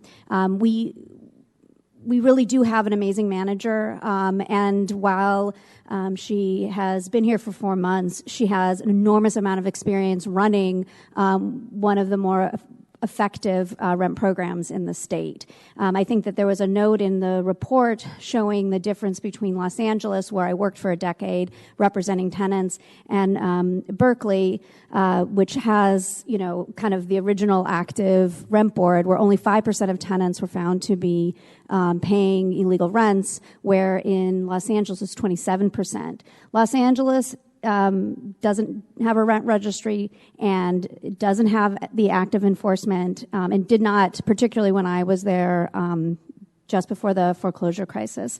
So I do think that we have been facing a huge crisis in this community. You've passed the legislation, but we need the ability to enforce, and you need to give your staff the ability to do that with the adequate fees. The fee really continues to be not significant if you think about what you'll be providing. We regularly see tenants who have $50, $60, $200, $300 illegal rent increases, and that is we are able to file a petition, we are able to use those things, but a lot of it comes from the fact that landlords can sit back and see if tenants will figure out their protections instead of having active enforcement the way in Berkeley, where you can literally go on the website and see what your legal rent is. Wouldn't that change things if tenants could just do that? Again, you have an amazing manager who is looking at the program that exists now and has made, I really think, great suggestions that are based on best practices from across the state that are working in other communities, and really recommend that you go, we support that fee. I would also share my colleagues from the Just Cause that we should look at who is actually paying the fee, considering how high rents are and what tenants are paying. But I still think it's really important to finally have active enforcement in Oakland. Thank you. Thank you so much. Any other speakers on this item? Move the item, Madam President. Thank you, Mr. Vice Mayor. Second. However, we have one more speaker. Is that right, Madam Clerk? Yeah, come on, Go ahead. Be home in a minute, Mr. Reed. Nino Parker, Homeless Green Team, Black activist, Lake Merritt, Black homeless activist. Just quickly, I'd like to throw in this. Mr. Reed does seem to make a suggestion that if you have some property on the street that the city is not responsible for it. I know some people lock up bicycles in front of their house for like 2 or 3 weeks, or lock their bicycle overnight in front of their coffee shop or whatever, and it's locked to the pole there on a city street. No one comes and cuts the lock off. There's an issue here. Whenever someone puts a posting near you in this city of Oakland, it makes you almost like a criminal. Once you get that posting, that means DPW and the police department can take your stuff in that area. That seems to be what you're saying here. And it seems as though they can take it without reciprocating anything back. That's not fair. It's not fair. We're going to have to start giving homeless people their stuff back, or be responsible for it, bag and tag like they do in San Francisco. You can't just take people's value, especially if it's something that they make money with, and just take it from them and leave them with nothing, starting all over again. How many times have I seen you take people's backpacks and all of their important paperwork get thrown into a back of a Packer truck, and they are back at square one or square zero? This has to stop. The city has to be responsible when you take people's stuff. Our stuff is like your stuff. If someone came to your house and took your car, you'd be upset. All right, so let's treat everybody with dignity, like we're all human beings. Yes, some of us have more than others, but that doesn't mean that to have less don't want what we got. Thank you very much, Mr. Parker. Appreciate you. Any other speakers on this item? Did anybody else wish to speak? Okay. So that concludes the report. I have several council members in the queue. Councilmember Bass, are you in the queue on this item, or was that left over from you? All right, you're up. Thank you to the staff and to the speakers. I did want to go on record as supporting the RAP fee increase. I agree that active enforcement means greater compliance, and we do need to be proactively addressing the laws that we have been passing. I do also have a concern about passing through the cost to low-income tenants. As I understand it, the increased fees will allow us to do greater education to landlords, including the training that the department did last Tuesday, which I was really happy to inform my constituents about. So I do support this increase, but want to see us take a look in the future at how we include equity in the fee structure, so that the increase in the fee is not burdening already rent-burdened low-income tenants. Thank you. Did you want a response or just of it? Okay. Councilmember Kolb, you're next in the queue. Thank you, Madam President. I'm also happy and encouraged to support this necessary increase. You may remember to the staff that when you came forward with the $99 increase back 2 or 3 years ago, I supported it then, but the council slowed it down, which I think was a mistake, but we can't go back in time. Here we are now. We have very talented and exciting new leadership for the RAP program. Very excited about that. And this part of what this is going to do is create a real proactive enforcement effort in the program, and that is sorely needed. So really appreciate that. Happy to support this, and certainly happy to look at different options later in the year when it comes to spreading out the payment of this or changing how it's passed through, what have you. Thank you. Thank you very much. Councilmember Gallo. So, I also want to second the motion to support the item. And I truly believe that, and I want to thank you for the work you're doing. We do need to strengthen the program, and certainly not only to create the enforcement, but to educate the tenant, the landlord, and the public in terms of the services available, and don't take so long to be able to meet their needs. So I second the motion. Thank you. Thank you very much.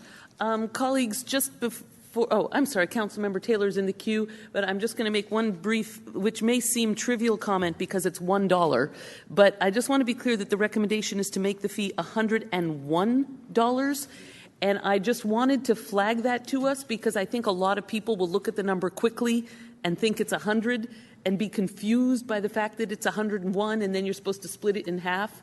And so I just wanted to mention that because, of course, at our discretion, we could make it 100 rather than 101. And I don't know if anybody else had that concern, or if people start sending in 100 because they didn't catch that it was 101. Is that going to create some kind of problem where you're going to list people as delinquent for $1, and whether it would be just smoother to have it be 100? But anyway, there's a thought. Councilmember Taylor, you're in the queue.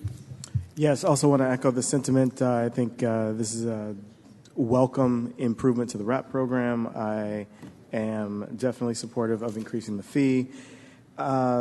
Before we vote, though, just to address some of the comments from the public, Do I guess one of you mind responding to the comment around how we have excess sort of funds from prior years and how that is factored into plans moving forward relative to the RAP fee increase? And then also, I think the topic was raised around non-employees of the RAP program.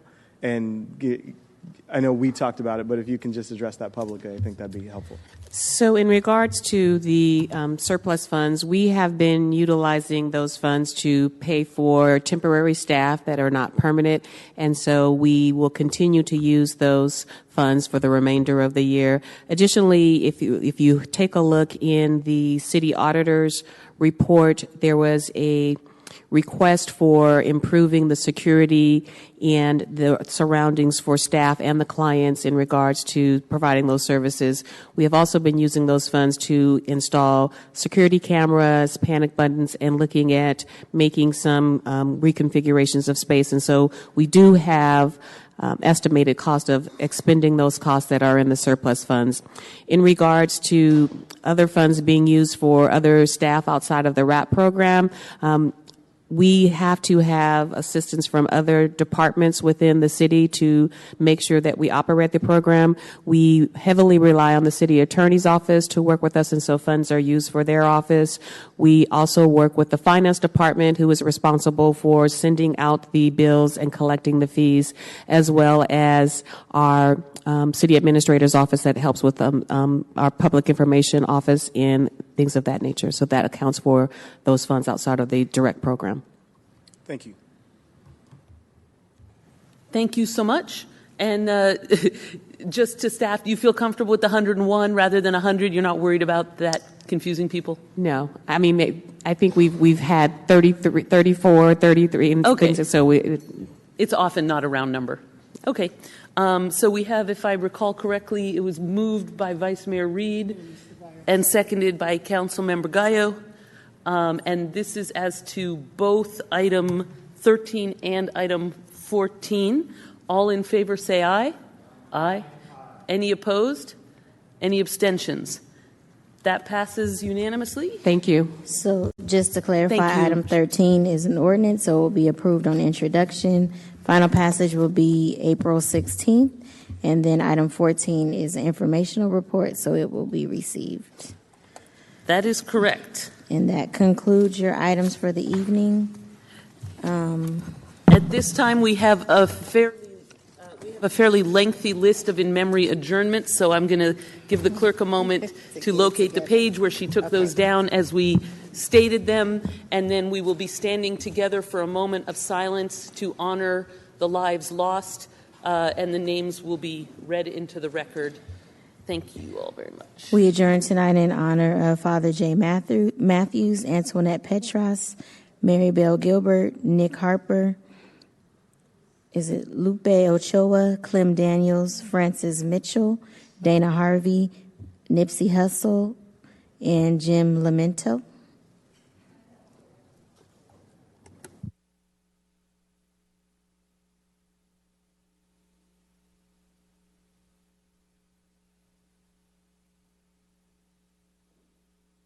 We are now adjourned. Good evening. Thank you all so much.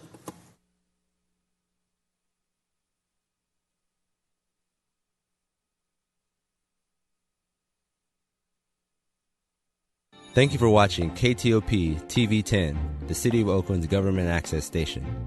Our weekly program schedule can be found online at oaklandca.gov. To view a council, committee, or board meeting online, go to oakland.legistar.com/calendar. If you would like to order a DVD of a meeting or an original KTOP production, please email ktop@oaklandca.gov or call 510-238-3566. This concludes our broadcast day. Thank you for watching KTOP.